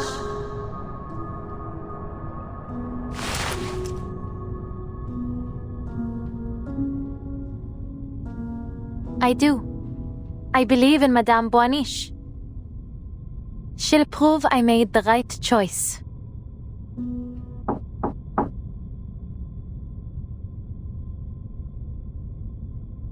Who is it?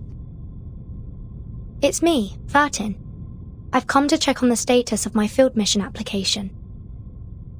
Is now not a good time?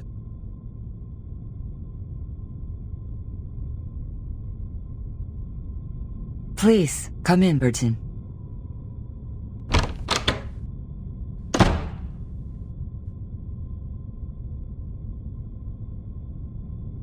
We finally meet, Miss Verton. Matilda has told me much about you.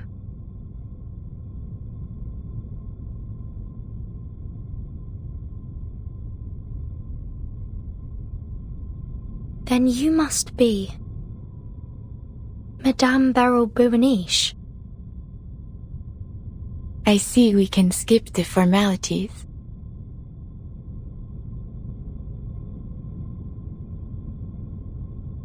You have seen the golden thread, have you not?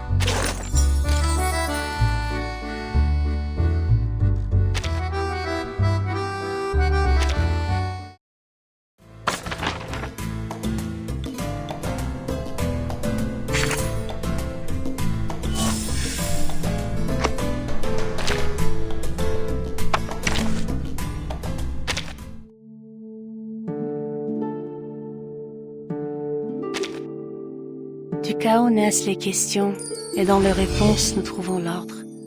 Pour ceux qui...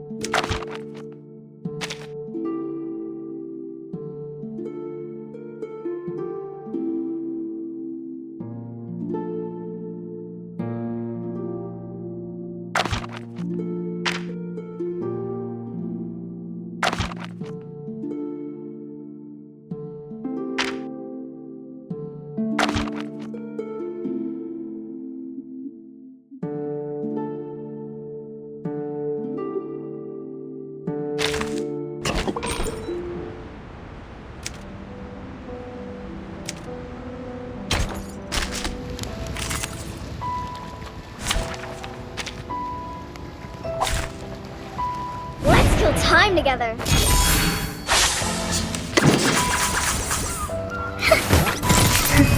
A real troublemaker against our name of darkness.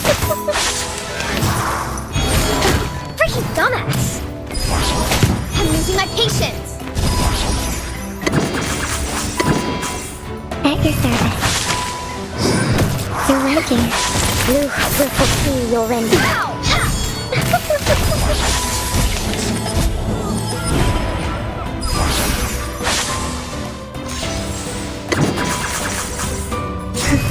A real troublemaker of Freaking dumbass!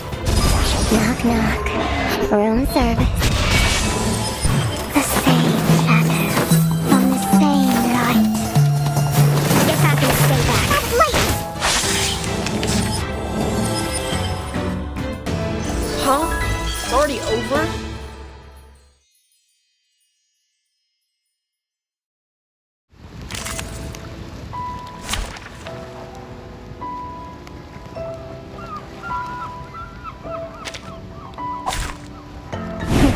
A bold attempt. Go! Go! It's for your safety. Blue will fulfill you in the name of darkness. I'm losing my patience! I'm losing my patience! A real troublemaker. Guess I can stay back. Freaking dumbass!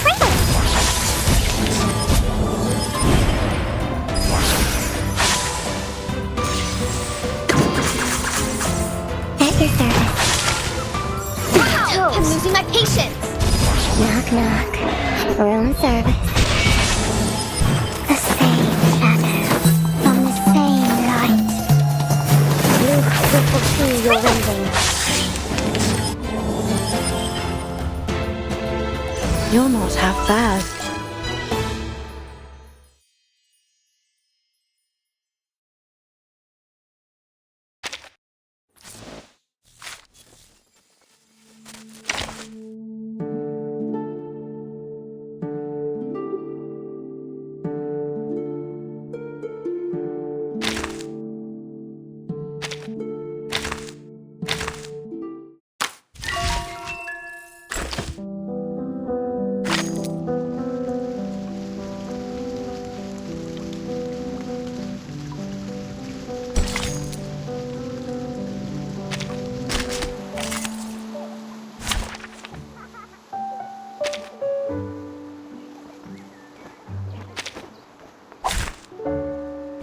Running?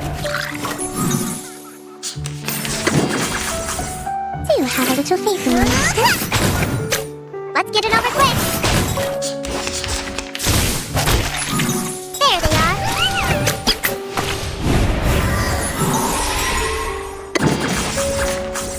Benefit from learn from silence. My dark embrace! Hell's Gate!